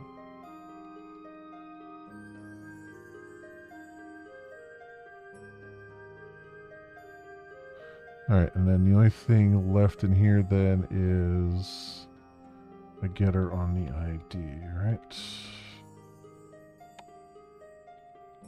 Go. All right, well, that's the descriptor set, I think, other than texture sampler, which we will get to, I'm sure. So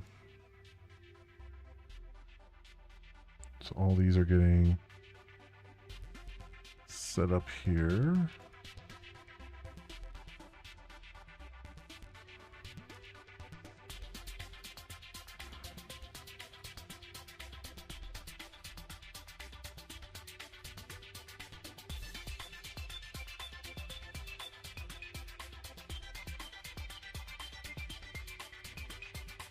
Well, we have that.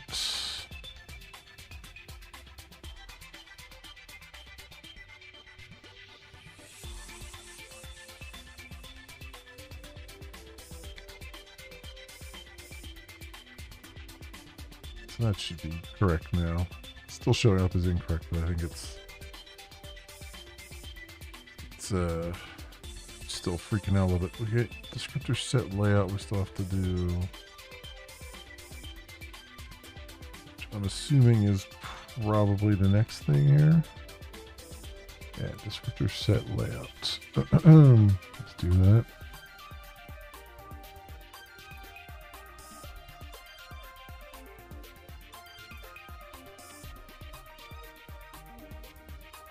Okay.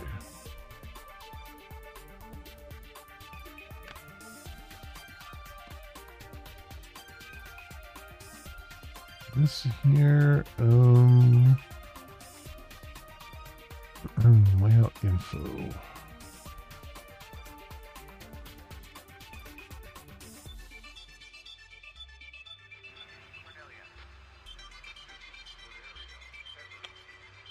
Set layout info, that's in here.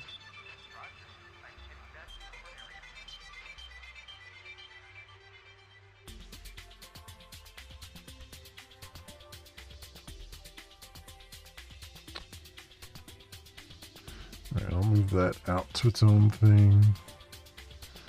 Just do that right now.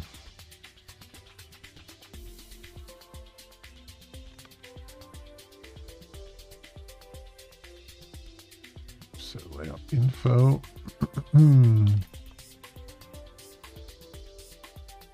descriptor type.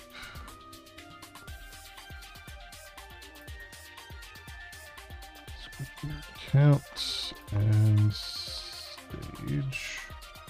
I guess right now for that.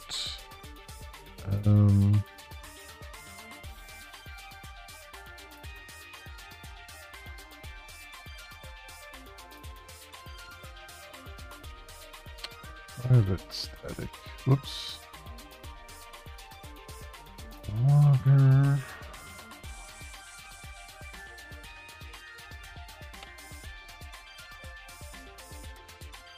To set layout class here. Get that in there, and then private final lists. Descriptor set layouts info.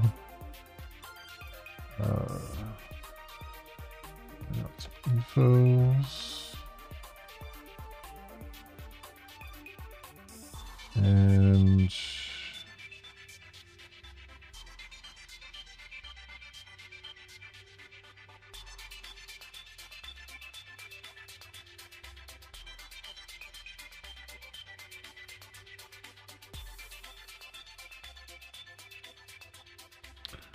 this is passed in, and then we have another protected one, but I'm going to do private phone ID, public descriptor set layout.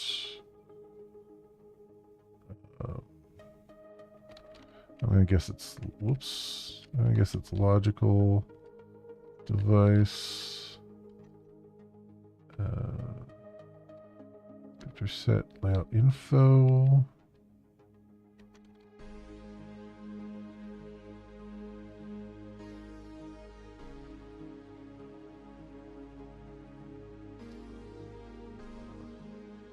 Lists of info. Go, and public descriptor set layouts. Logical device, lists, descriptor set layout info.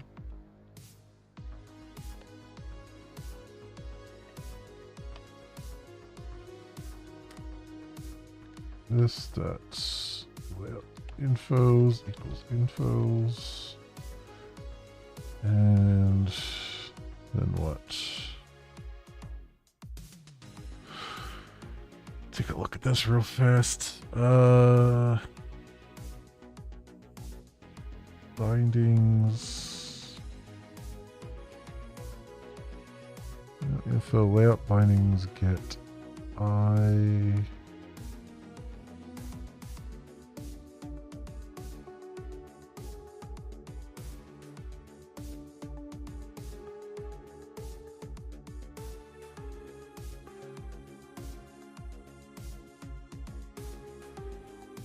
Alright.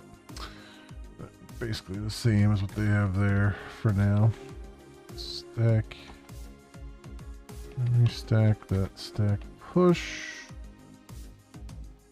And it counts is infos dot size. Bindings equals VK, descriptor set layout binding, look, count stack,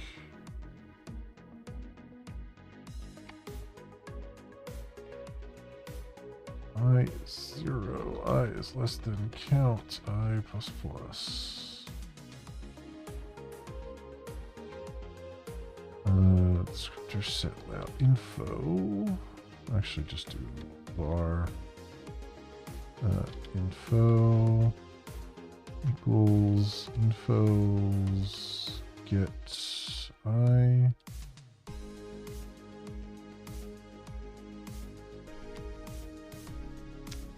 And bindings get I. Bindings dot binding. Descriptor type is info dot descriptor type. So we're just copying these over from one to the other. We're just setting them from the Pojo basically. Stage flags, info, stage.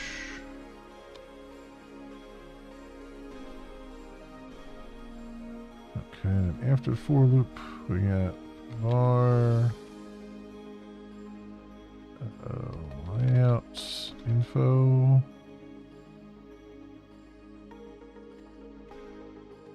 VK descriptor set layout create info. Alloc on stack. This type default.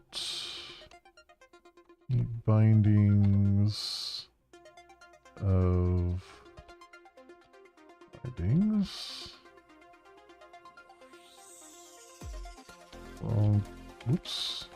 Long buffer. Set layout buffer equals stack malloc long one.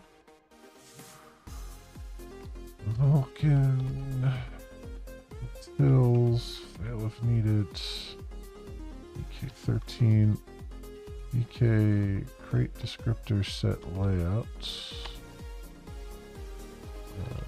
Device get device.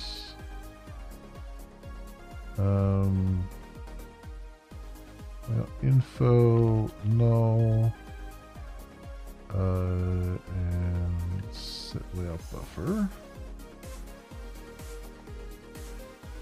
Failed to create descriptor set layout.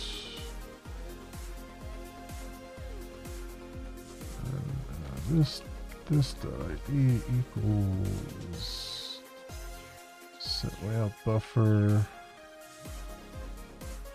0. Okay.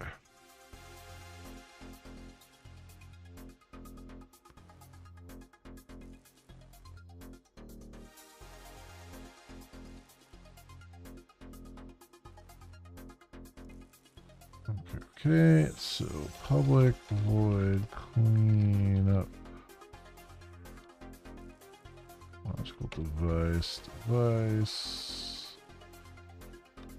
logger debug cleaning up descriptor set layout. Okay, 13 VK destroy descriptor set layout. Device, get device, ID, no.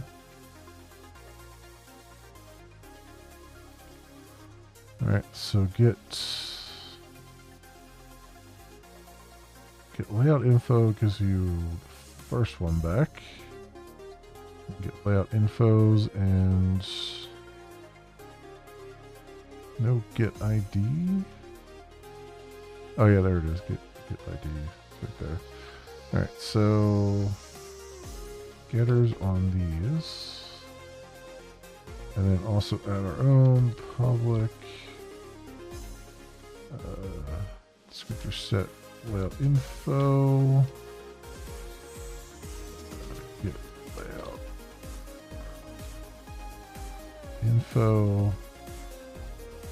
And that just returns the infos dot first.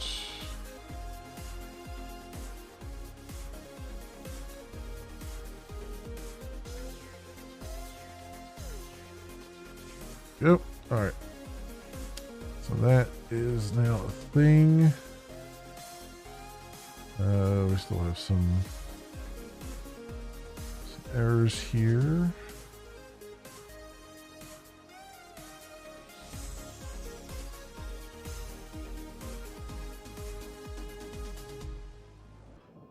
some things I need to flesh out too. Got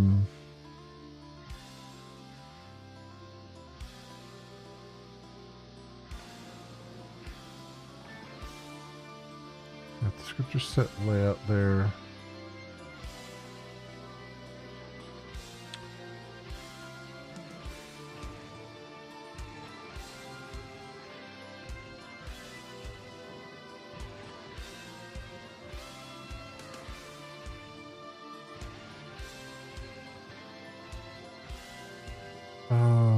Wait, add descriptor set.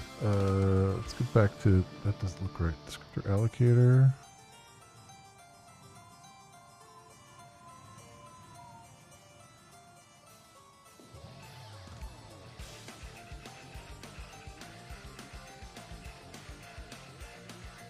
Oh, they're returning, yeah. Okay. 0th one. First. There we go. Alright, I guess we finished this one now. You know, it's a friggin' mess.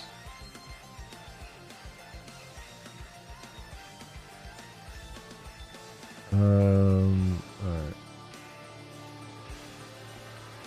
Let's put it in here and see what it looks like. Well, I know what it's gonna look like. It's gonna look like crap, but let's...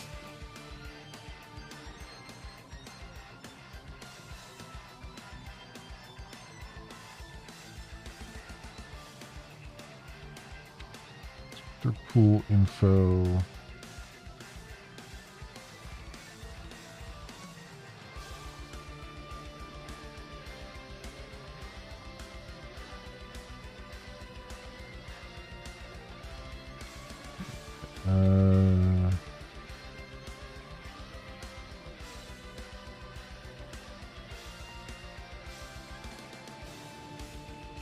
For each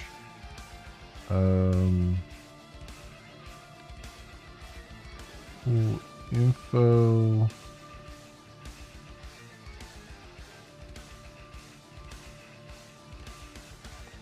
and descriptor pool lists.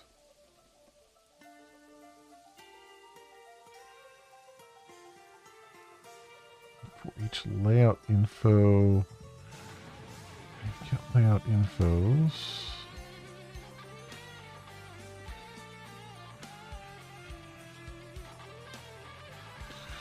What is that doing? What is that doing? Layout info, get layout infos. Description type, type. Available.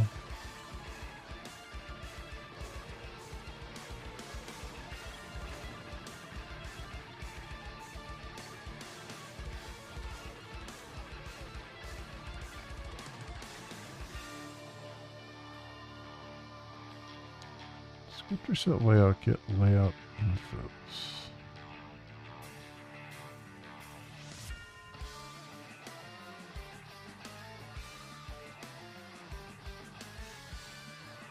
Descriptor set layout info.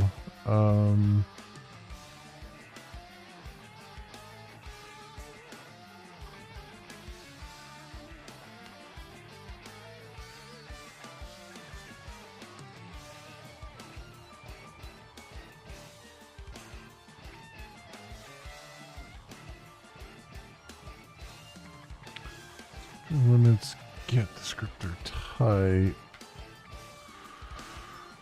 As it's looping over those. Get the descriptor count. Get the descriptor type.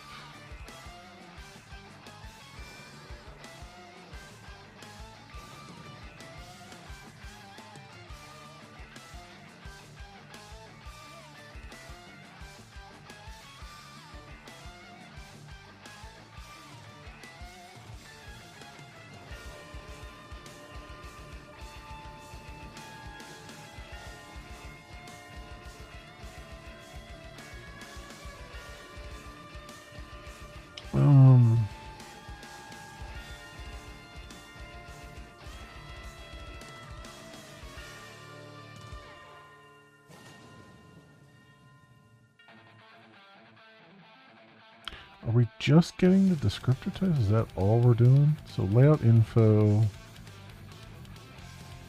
is there. That's all we're doing, is just getting the descriptor type.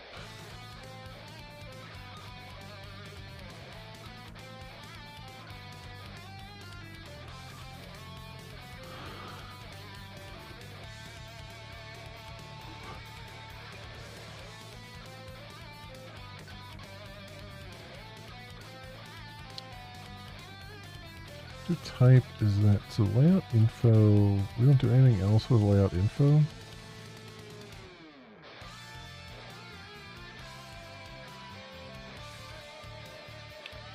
Target pool equals descriptor pool info.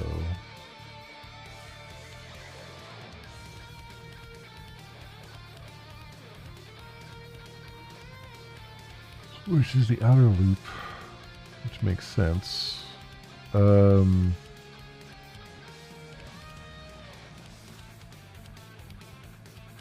we're incrementing the pool position.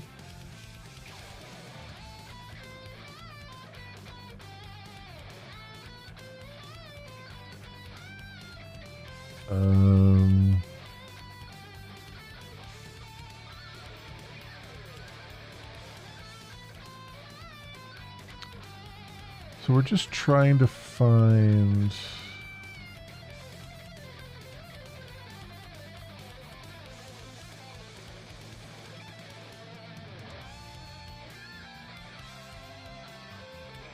pool info, descriptor type, descriptor count.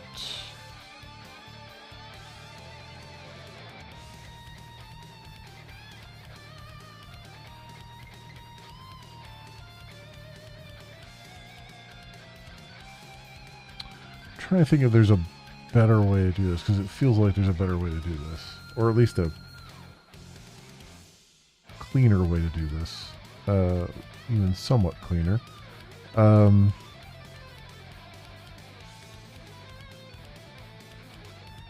What we're trying to do is find a pool that has enough space left in it for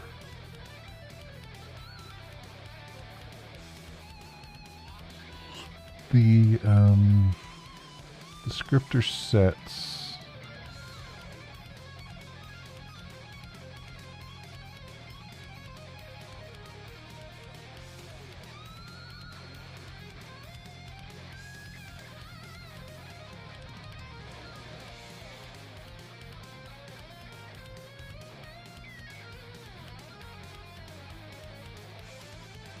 Different layouts. I am...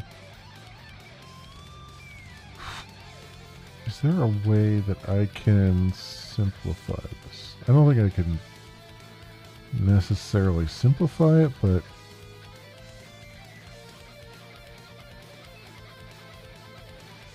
all they're caring about here with the layout info is the type. So on descriptor set layout, why wouldn't I just have a method that looped over and got all the types out? Right, like, so we have descriptor set layout. So if I went to descriptor set layout here, right, and I just said layout infos, right? So what if I just put in here public lists. What is this? It's just an int, right? List of integer get layouts info types. And then I just say return layout infos stream map descriptor set layout info descriptor type two lists. Yeah, just do that, right? And then back here,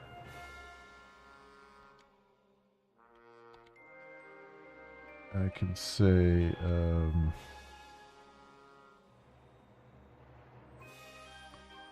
does that actually get me anything though? So descriptor pool info, descriptor type, available. I mean, it sort of gets me something. It's makes it like a little bit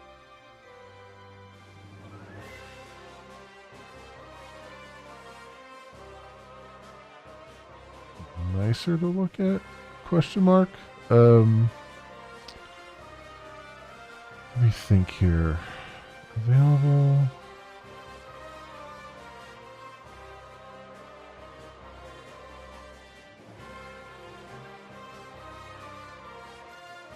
Descriptor type. So it's really just trying to find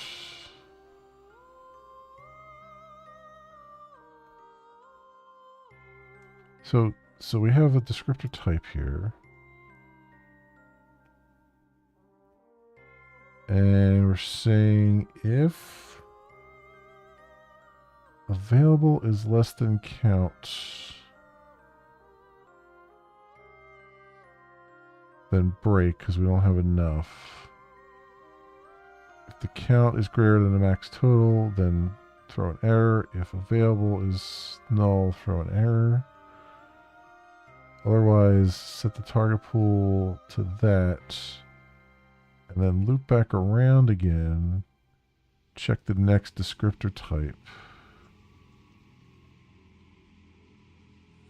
To make sure everything's there. So we're basically saying all the layout infos in the descriptor set layout that we pass in, all the descriptor types have to have enough space left in the pool in order to be accepted. So since I've got all the type numbers now,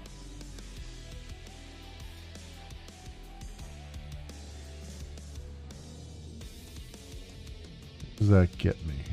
I have all the type numbers now, so what does that get me?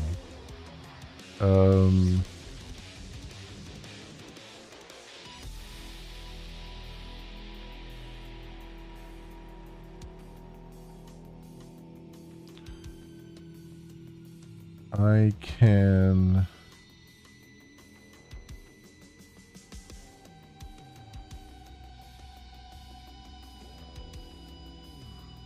can make sure that descriptor pool info, descriptor count, get descriptor type. So descriptor pool info. So I can put a thing here that says descriptor count.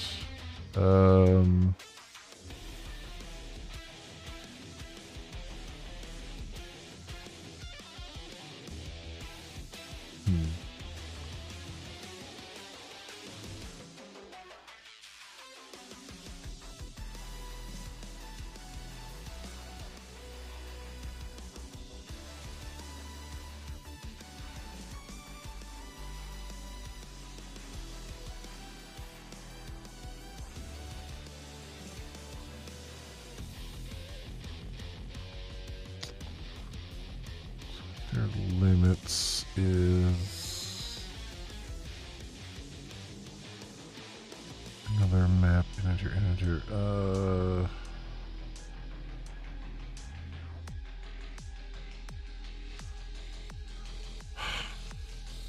You think here. So first of all, I can say get available. Public,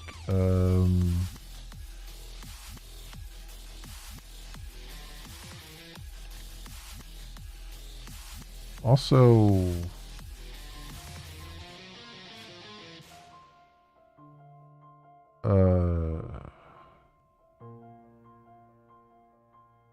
also this is wrong. Does that actually work int count?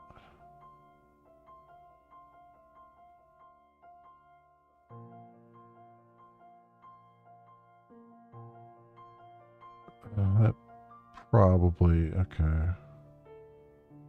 That's probably okay, but it's not, it's technically not correct. I think the auto boxing is working here. So what's happening is they've created an integer object. And then they've created a count here, which is a primitive integer. And they're comparing the primitive to the integer object, which technically isn't correct, but I believe with all the auto boxing and stuff, I believe it will auto unbox this back to the primitive and then do the comparison correctly, but it's still not technically correct. So I'm going to try and make this a slightly more technically correct. And I'm going to say public int get available. And we're going to say get available for a particular type. So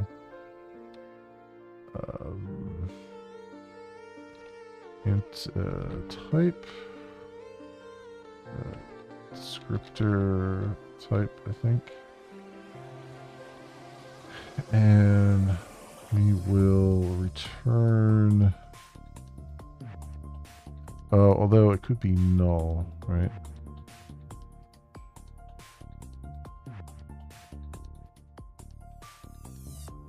Well, if it's null, I'll throw the runtime exception here. So that'll be fine. So if descriptor count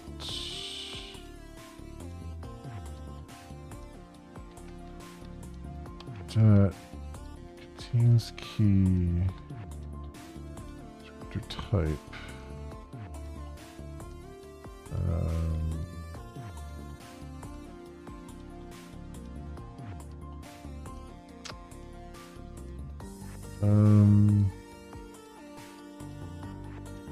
yeah, that's fine. If it contains the key, return descriptor count, get descriptor type. Otherwise, throw new runtime exception, unknown descriptor type.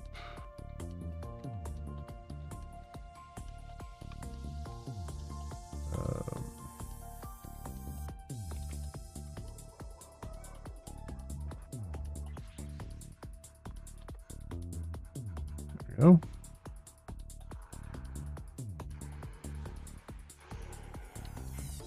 There. That's slightly, ever so slightly better, I think. So then I come over here and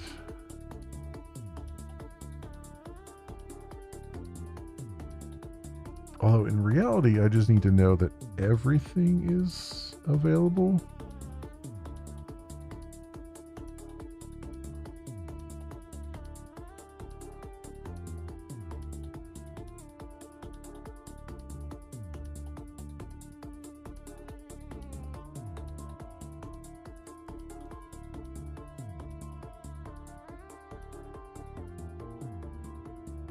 Well, there's only one descriptor pool at this point, so I guess that's fine. So,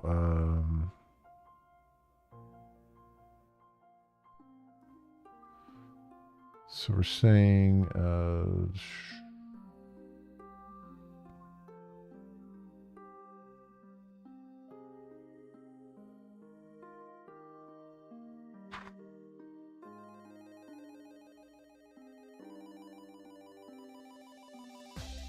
wait a second.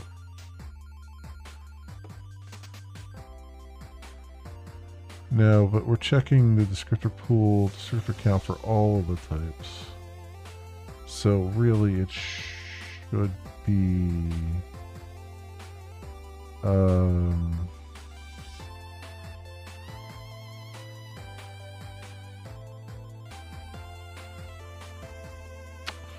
crap. It should be an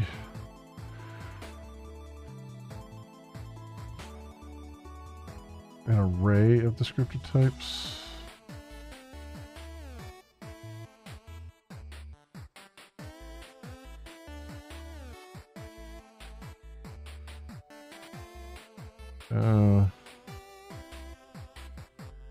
Or, you know what? It should be just make it a boolean.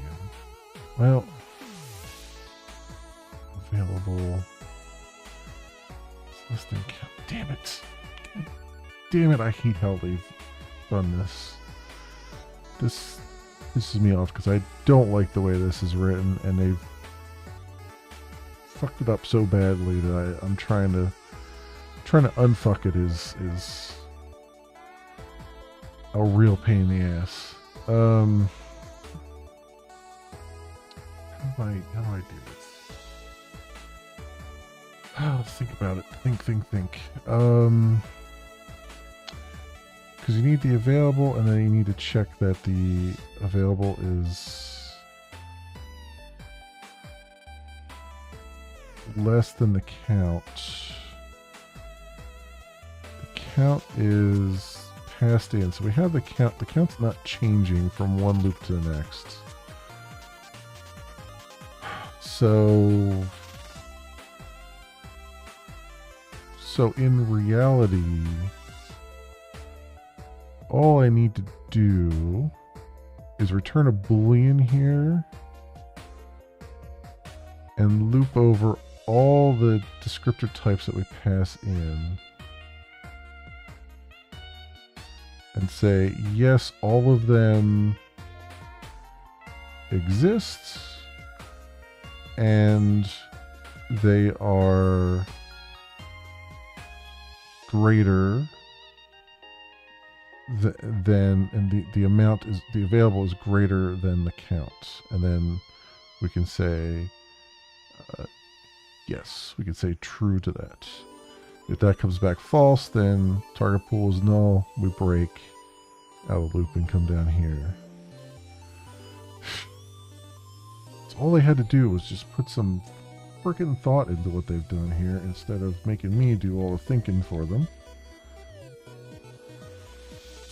Alright, so public boolean is all available.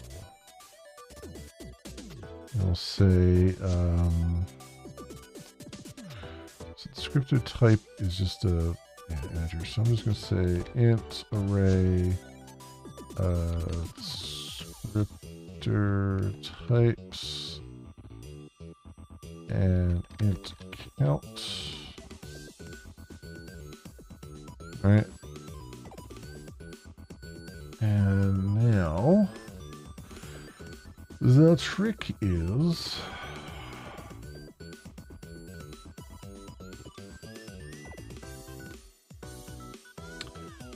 loop over the descriptor types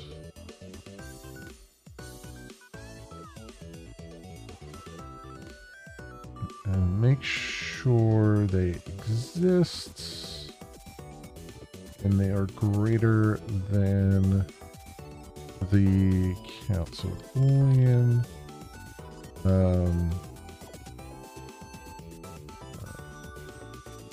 is available is false. And then for each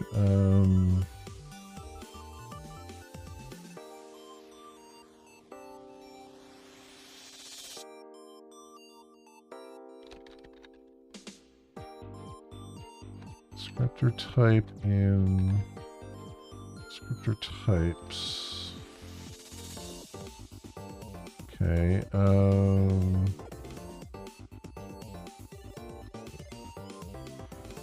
I can still do the check and just throw the runtime exception if it's not, if it doesn't exist. So we'll do that. If not, descriptor count contains key descriptor type, then throw new runtime exception unknown descriptor type %d descriptor type. Alright, and then otherwise we say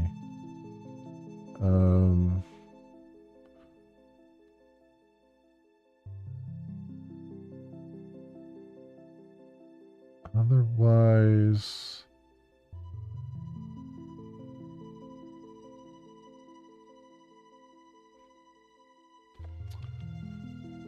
I hate to do this, but I'm gonna have to do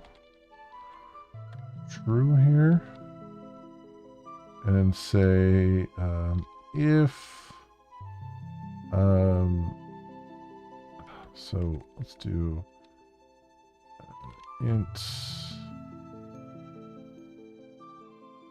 amount available equals descriptor count get descriptor type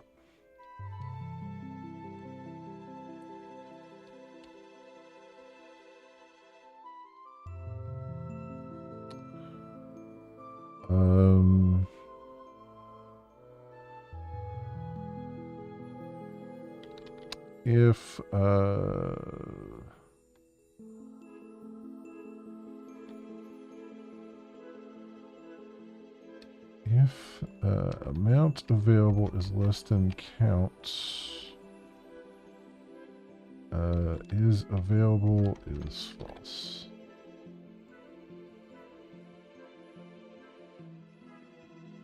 Right, and then we can I think immediately break there. Right? Yeah, because they break there too, so we can break out a loop right away. Otherwise, it's available if none of these fire off. Okay. I don't usually like to start with true there, but in this case, we are only really checking to see if it's false, and if it is, we're breaking. I guess I could, yeah. Otherwise, I'd be setting it to true after every loop, and yeah, this is just a little bit cleaner. So is all available on descriptor types. So then if I come back to here, I can say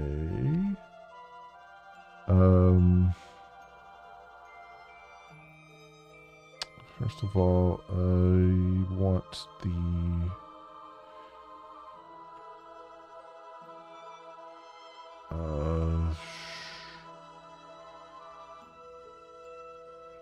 what I want for, I want all the descriptor types. So descriptor set layout info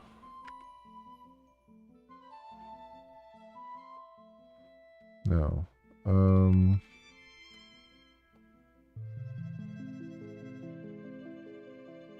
descriptor No, layout, get layout info types. Which I'm bringing back as a list of integers, so I guess I can bring that back as a array of ints here. Just make everything a little bit easier for myself. So,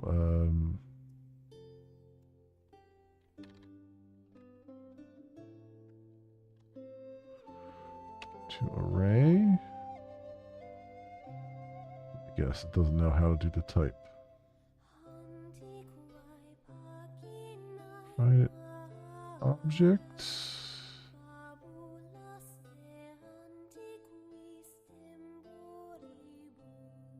Scriptor type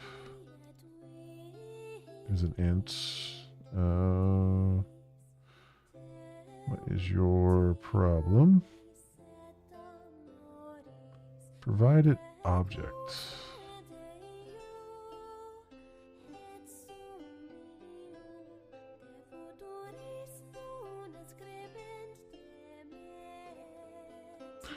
Oh, is there like a to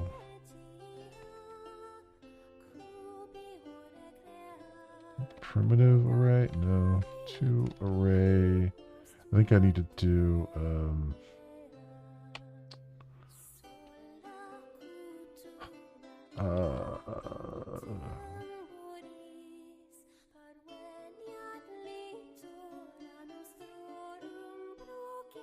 ints.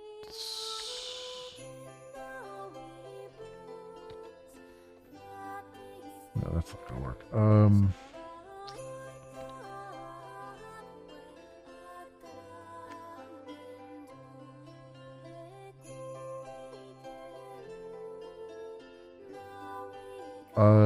This is the thing. So,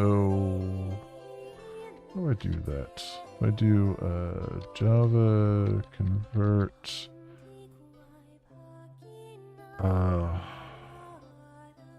lists to primitive array.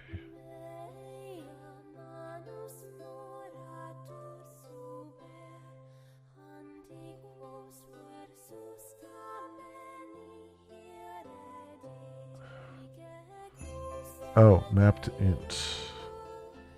I forgot they had those things. I forgot that those existed. So map to int. There we go. That works. That works.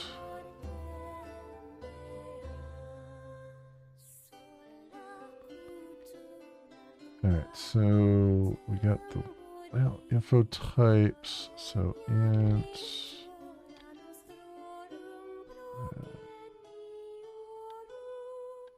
types and we're saying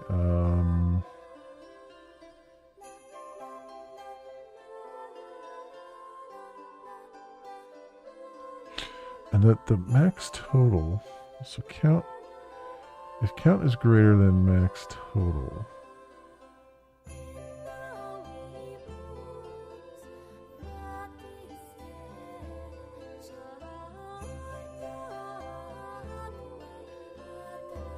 yeah, this is fine. So types, let's get this one first. So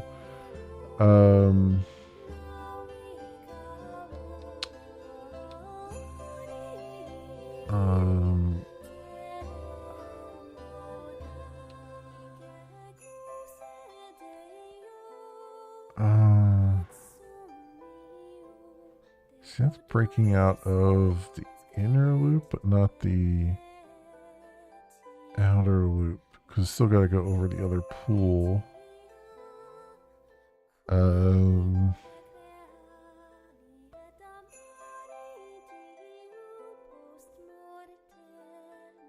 Just saying target pool to null. Well, okay. Well, that's fine. So we can just say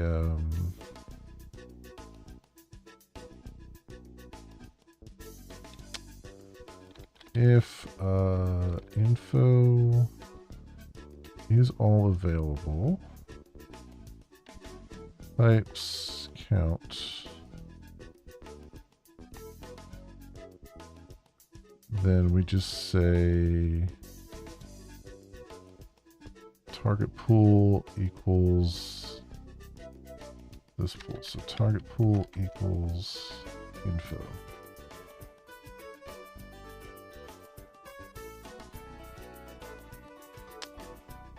And they don't break after that. We just set it and they keep on looping, which is interesting. So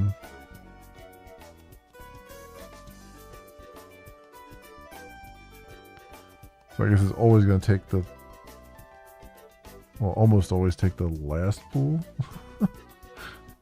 Just by the way they have this written. Which is interesting.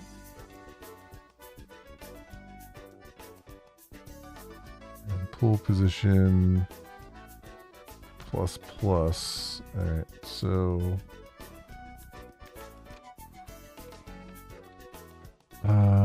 before we do that though, we need to check if the count exceeds any of the limits.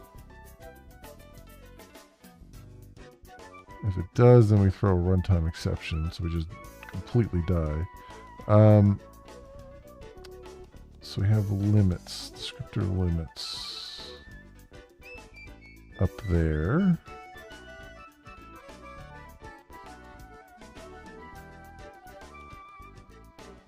And it's set to these.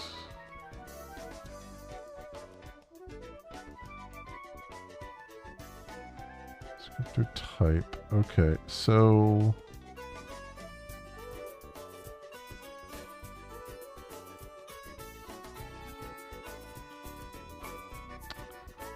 I can say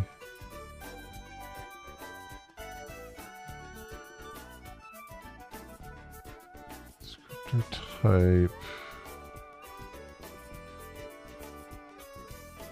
descriptor limits, get the script type. All right. So I'll put another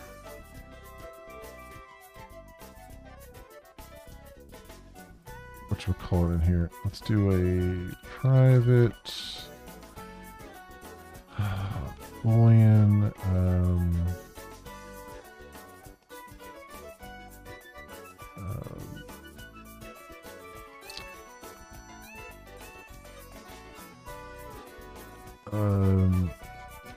is under max total. You say int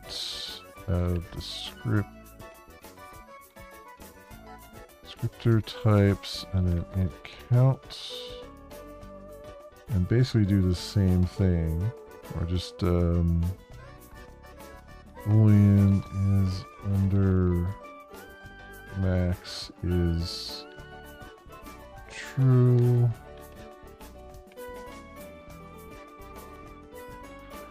Say for int type and descriptor types and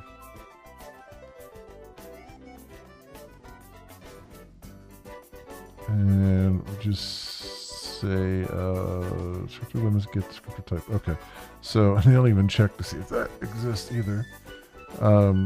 But I guess that, well, I guess technically they do check because they check the available there. But I will do just 0 on it. So, so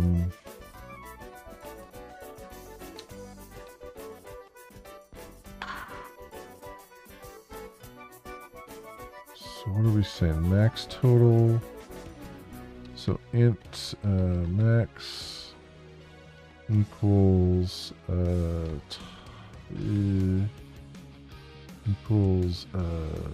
descriptor limits get or default type 0, and then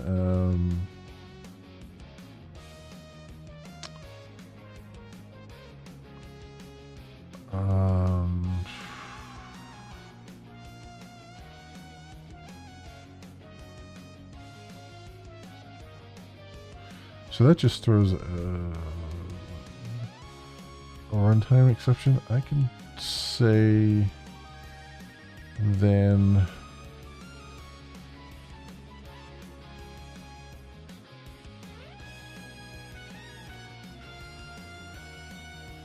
yeah, so I can just throw the runtime exception in.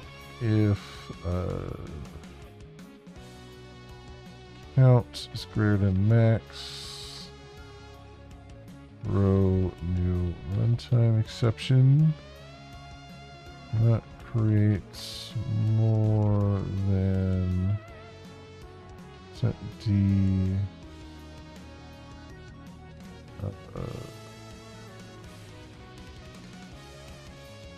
for descriptor type set D,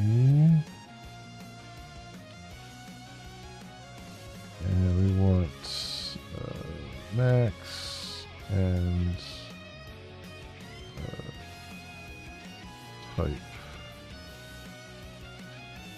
there.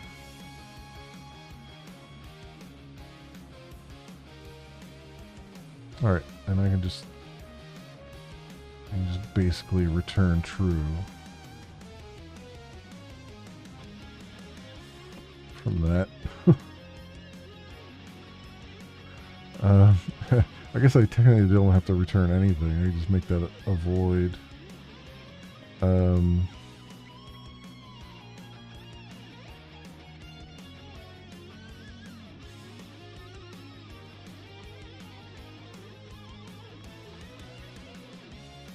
Yeah, let's do that. Void.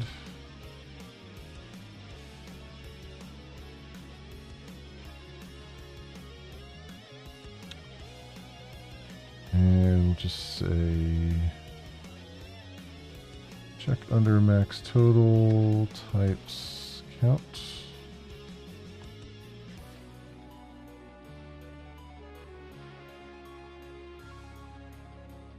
And as target pool,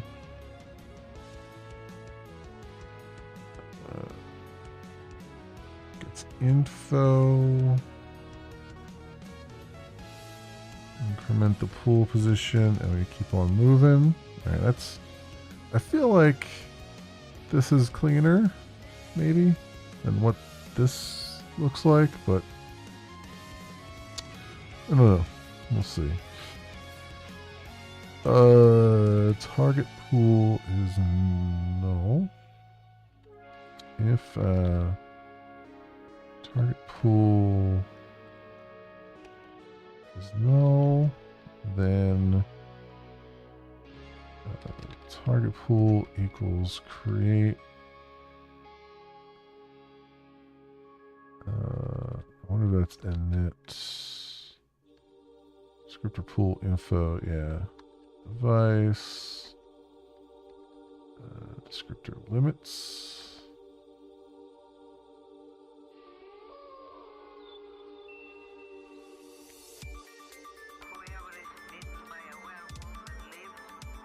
The pool lists. Target pool.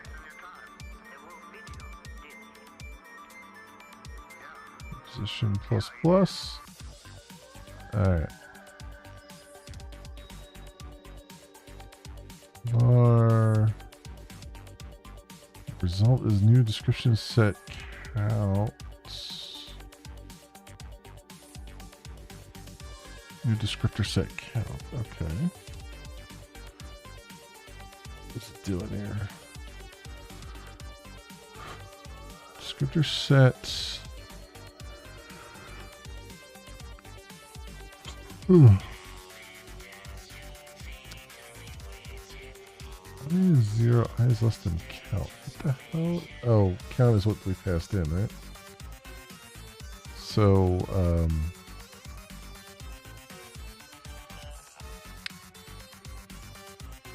sure.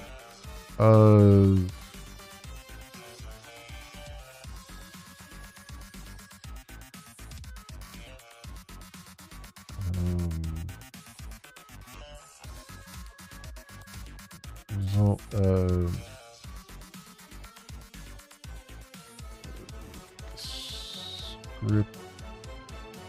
scriptor set lists. New array list.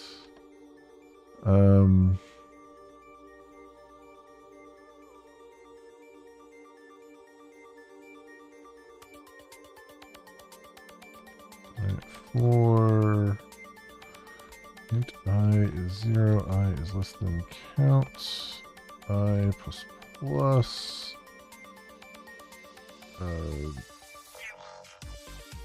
descriptor set list, add new descriptor set,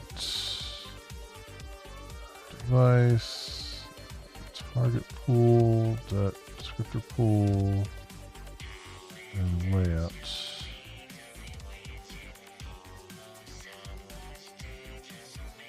All right. And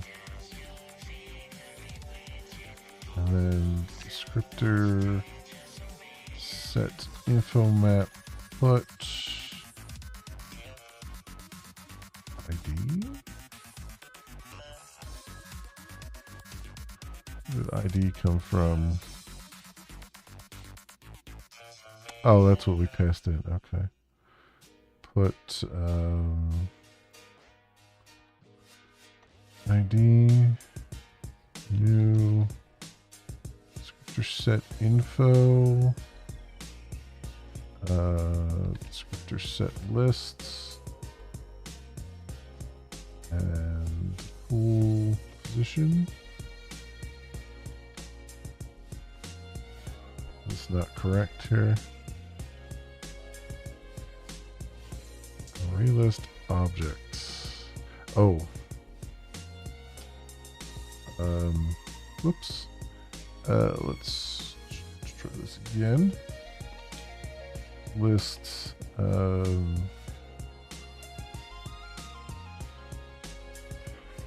descriptor set.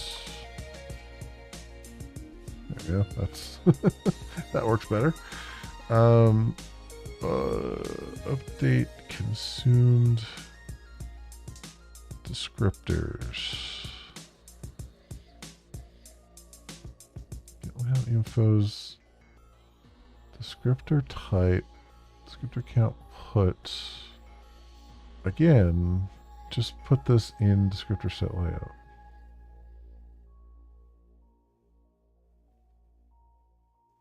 So we're just saying descriptor count get.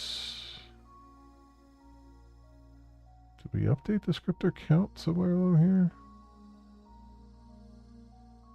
Oh, we're getting it from the target pool? Okay. Descriptor type minus count.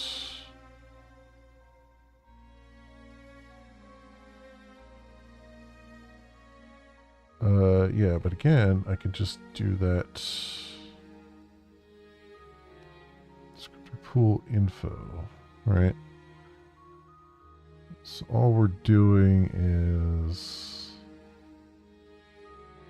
updating the counts. So if I just say public void updates available counts, available descriptor counts, int types, and int count.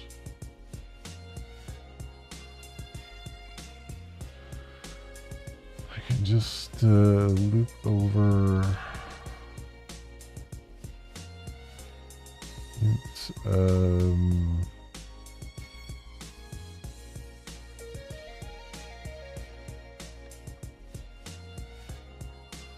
what am I doing? Descriptor count.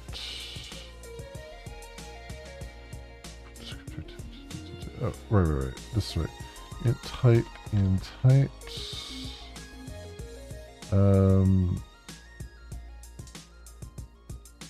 Descriptor count put type.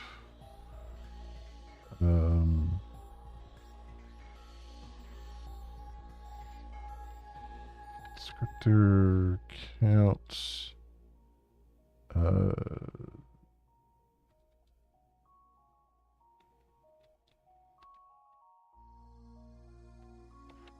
Get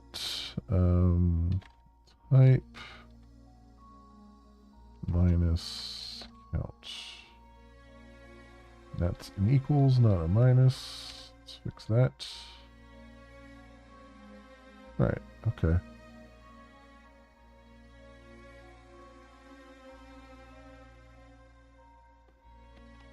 Okay. Update available descriptor counts. So then I should be able to come back here.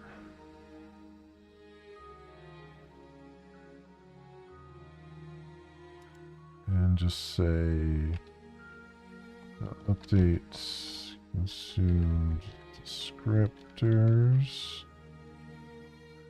And just do target pool dot update available descriptor counts. Do I still have that thing here?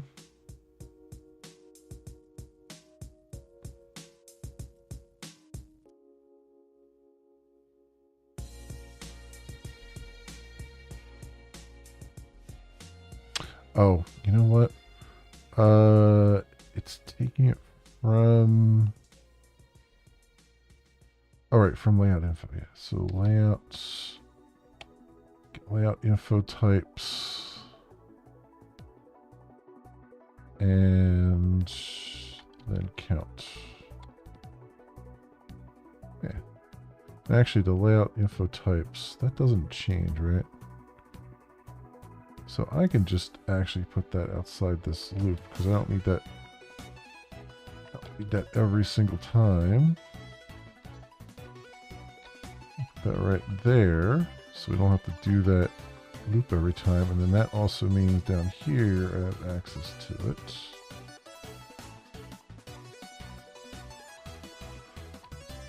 Okay.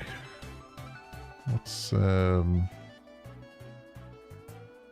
missing return statement. Right, we got to return results. Return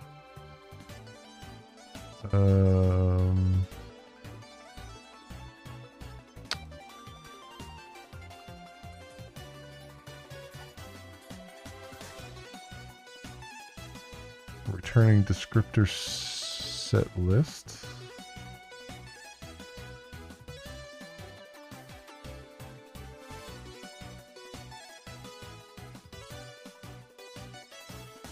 It looks like.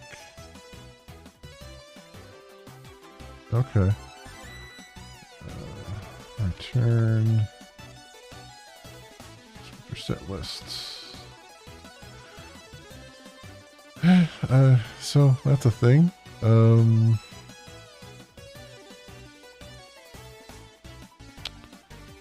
Free descriptor set. Do I care? It's not called. Maybe.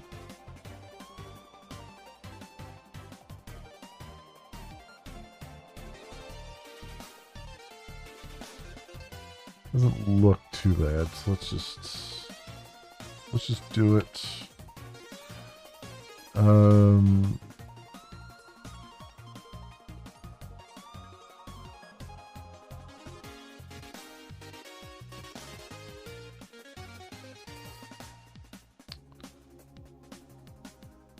Position descriptors set info.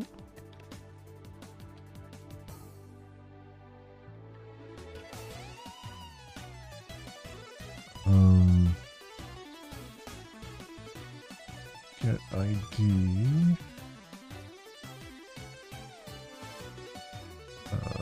If info is null, or info would not find set with ID.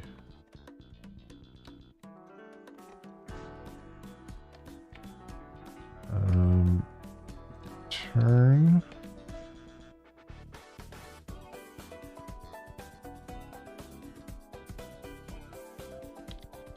if info pool position is greater than or equal to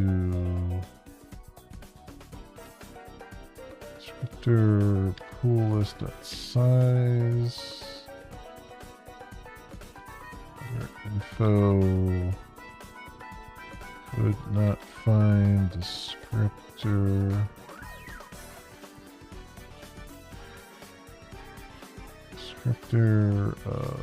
pool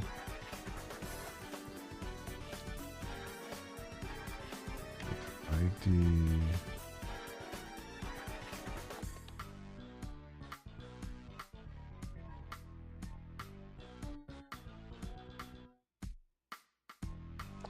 Otherwise, descriptor set, blah, blah, blah. Okay. So, descriptor pool info, descriptor set info, pool position. Okay. So, descriptor pool info. Info equals pool list dot get info dot pool position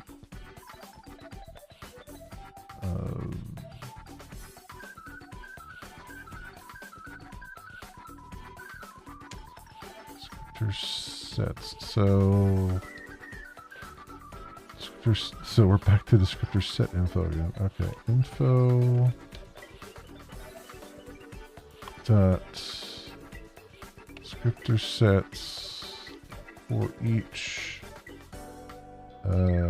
set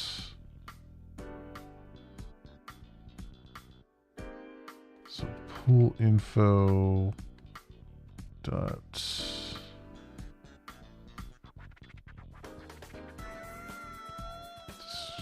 descriptor pool redescriptor set device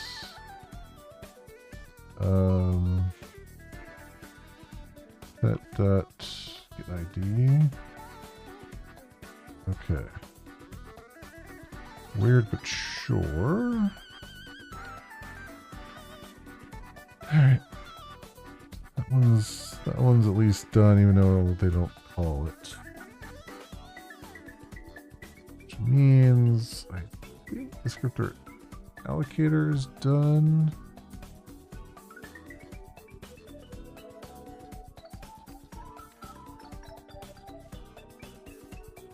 You know, it keeps telling me I have an error here, but keeps saying that has private access, but that's not true. Oh, yeah, okay, I see what the problem is. There we go. It does have, the way I was accessing it, it did have private access. Okay, so that's easy enough fix there. All right, so we have that done. Descriptor allocator now fully, it seems like. Descriptor set layout is in there. Device, we have a couple changes for features to get the sampler anisotropy. Did I do this already? No, I don't think I did.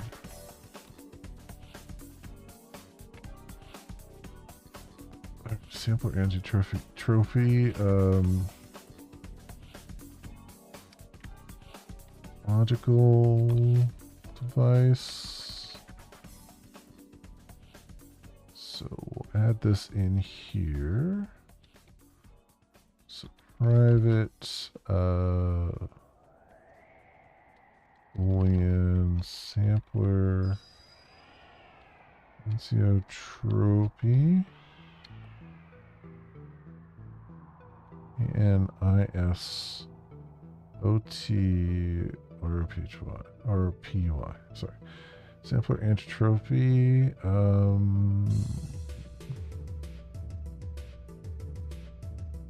And then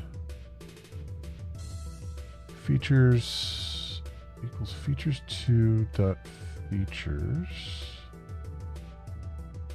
So VK physical device features2 callback. This type default features2 features. That's I already have that. VK physical device features support features. VK physical device features. Okay. Oh wait, I'm looking at the wrong thing. Hang on. I'm like, oh, I already have that. Like, no. No, I don't. Features 2. Wait a second. Is this?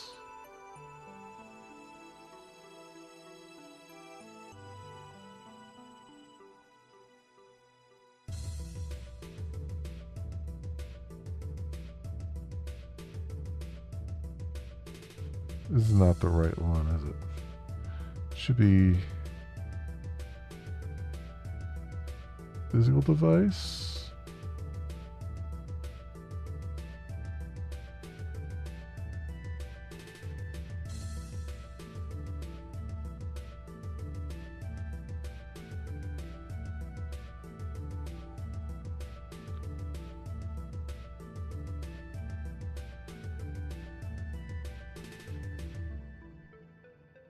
No, what?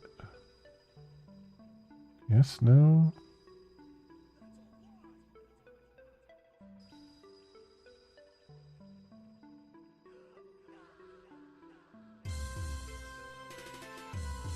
No. It's gonna be a regular device here, right? Where is...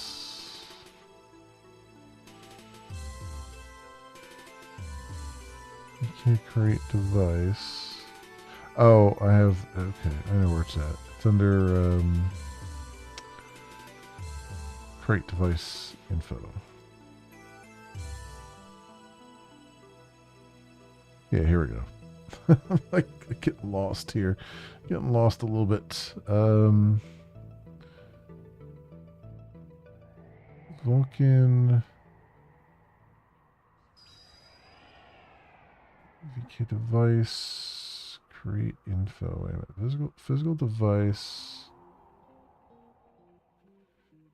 Vulkan 1.3 features. Blah blah blah. Synchronization to Vulkan features 2. Physical device features callback as type default.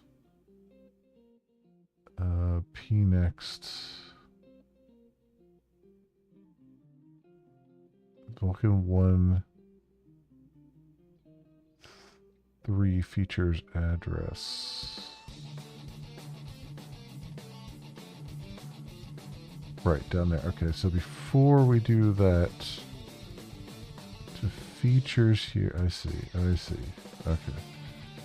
So, var, features, features 2, that features, so VK physical device features,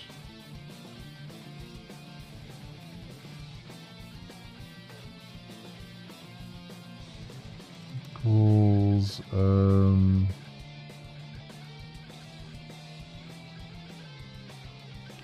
device, get VK, get device features,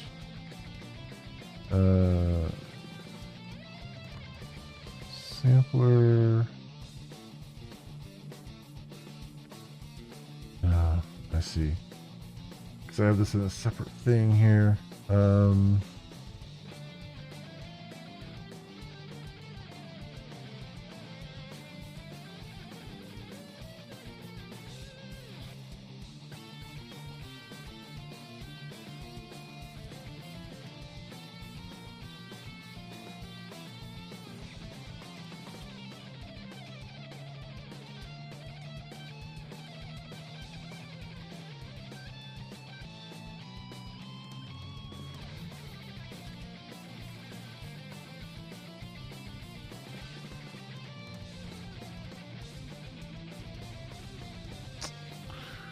I see.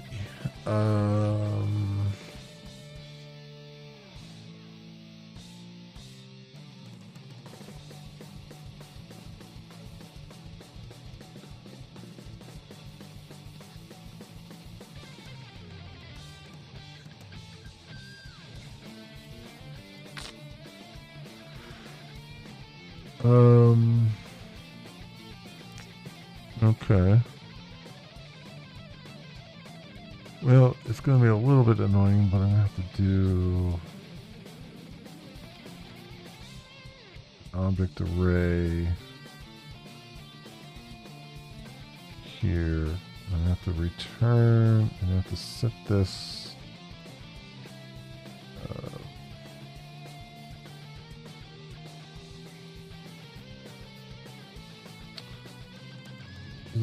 what is this return here? Callback VK device create info. VK device create info.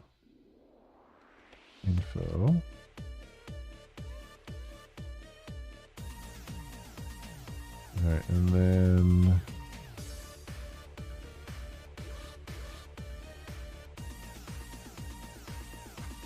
do Boolean sampler for anisotropy equals features that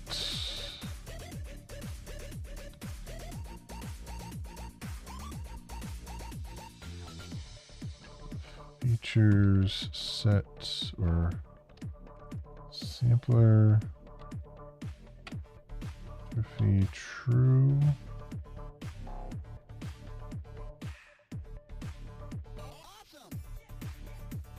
Okay, and then you got features 2, pnext, blah blah blah blah. All that stuff stays the same, I imagine. Okay, so then I need to return new object info and then sample anisotropy. Those two things coming back there.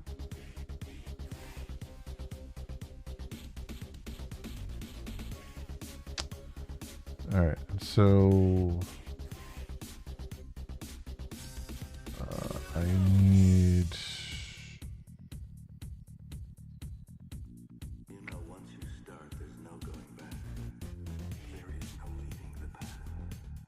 Are you sure you're ready for that? I mean, really ready? Do object array here, and then these guys would be 0, 0. I guess I have to cast them to the right thing.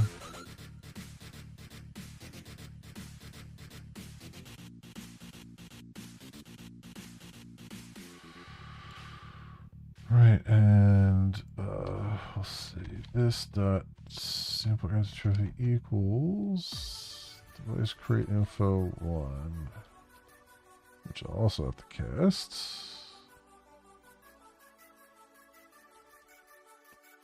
Alright. A little ugly, but it works. And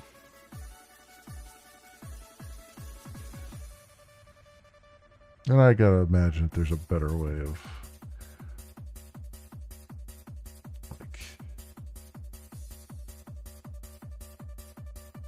getting that.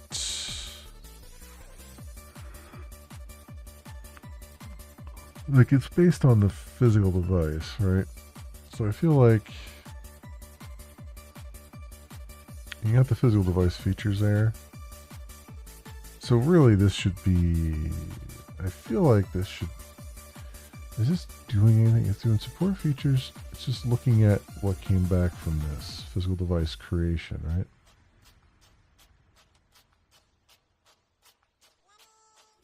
It is setting the features to features, though, to the result of it, which is the tricky part. But this honestly probably can get pulled out.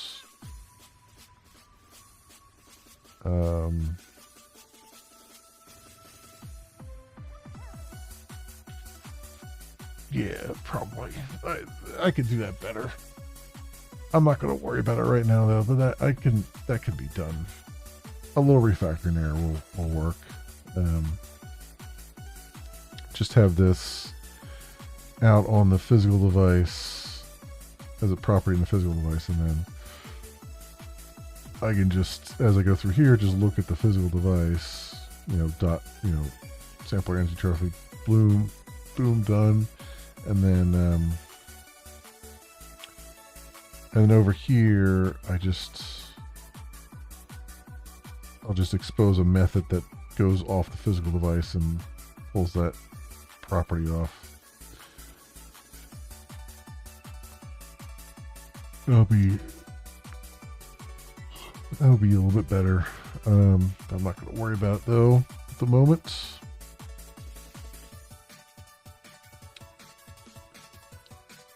We have the is sampler. Use a trophy here, so I'll just put that down the bottom. There we go. All right. Image source. Have I made that yet?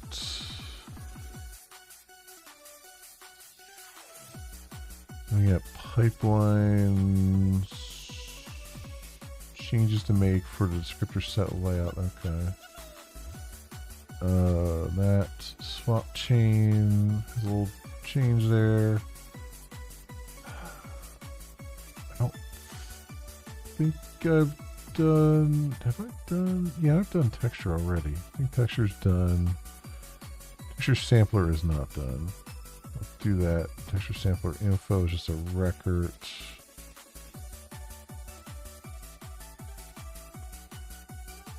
Okay. So we're almost done bulk of it here. We have just a few more things to go through. Where did we stop off? So I'll just say that we've stopped off at image source just to make sure that that's the thing that I have here. Do I have?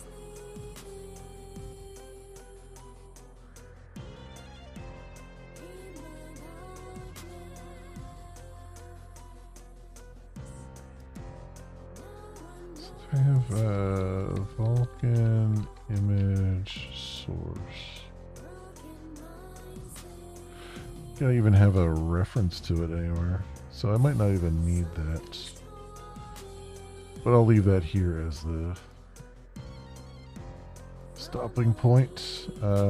Start with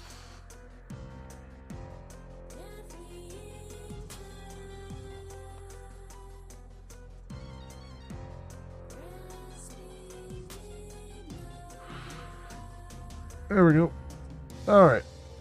But I'm going to stop there for tonight, my friends. I think we made some good, decent progress.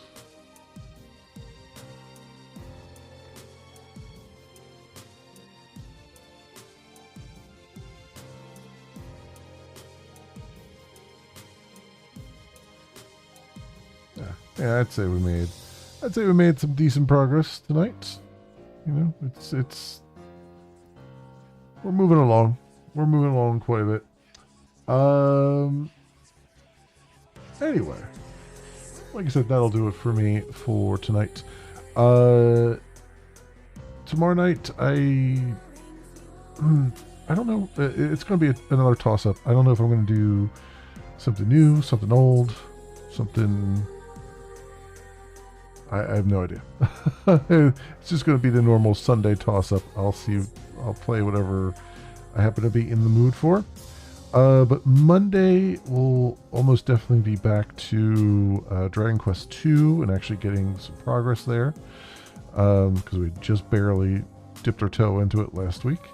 And then we'll take it from there. We'll see where we go from there. Obviously, we still got some more things to do with Shadowrun. I would like to maybe devote a couple streams to that just to kind of sort of knock it out, because we're like right near the end of Act 2 and then we're right into Act 3 and stuff.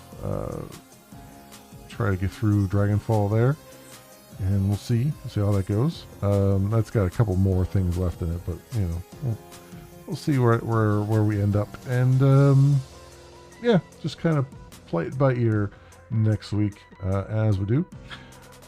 Anyway, my friends, thank you so much, everyone, for watching. If you happen to run across this on the YouTubes and you have a like and or subscribe that you can toss my way, that would help out tremendously, and I appreciate it greatly.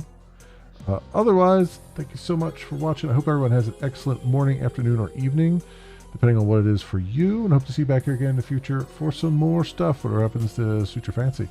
Until then, see you, bye.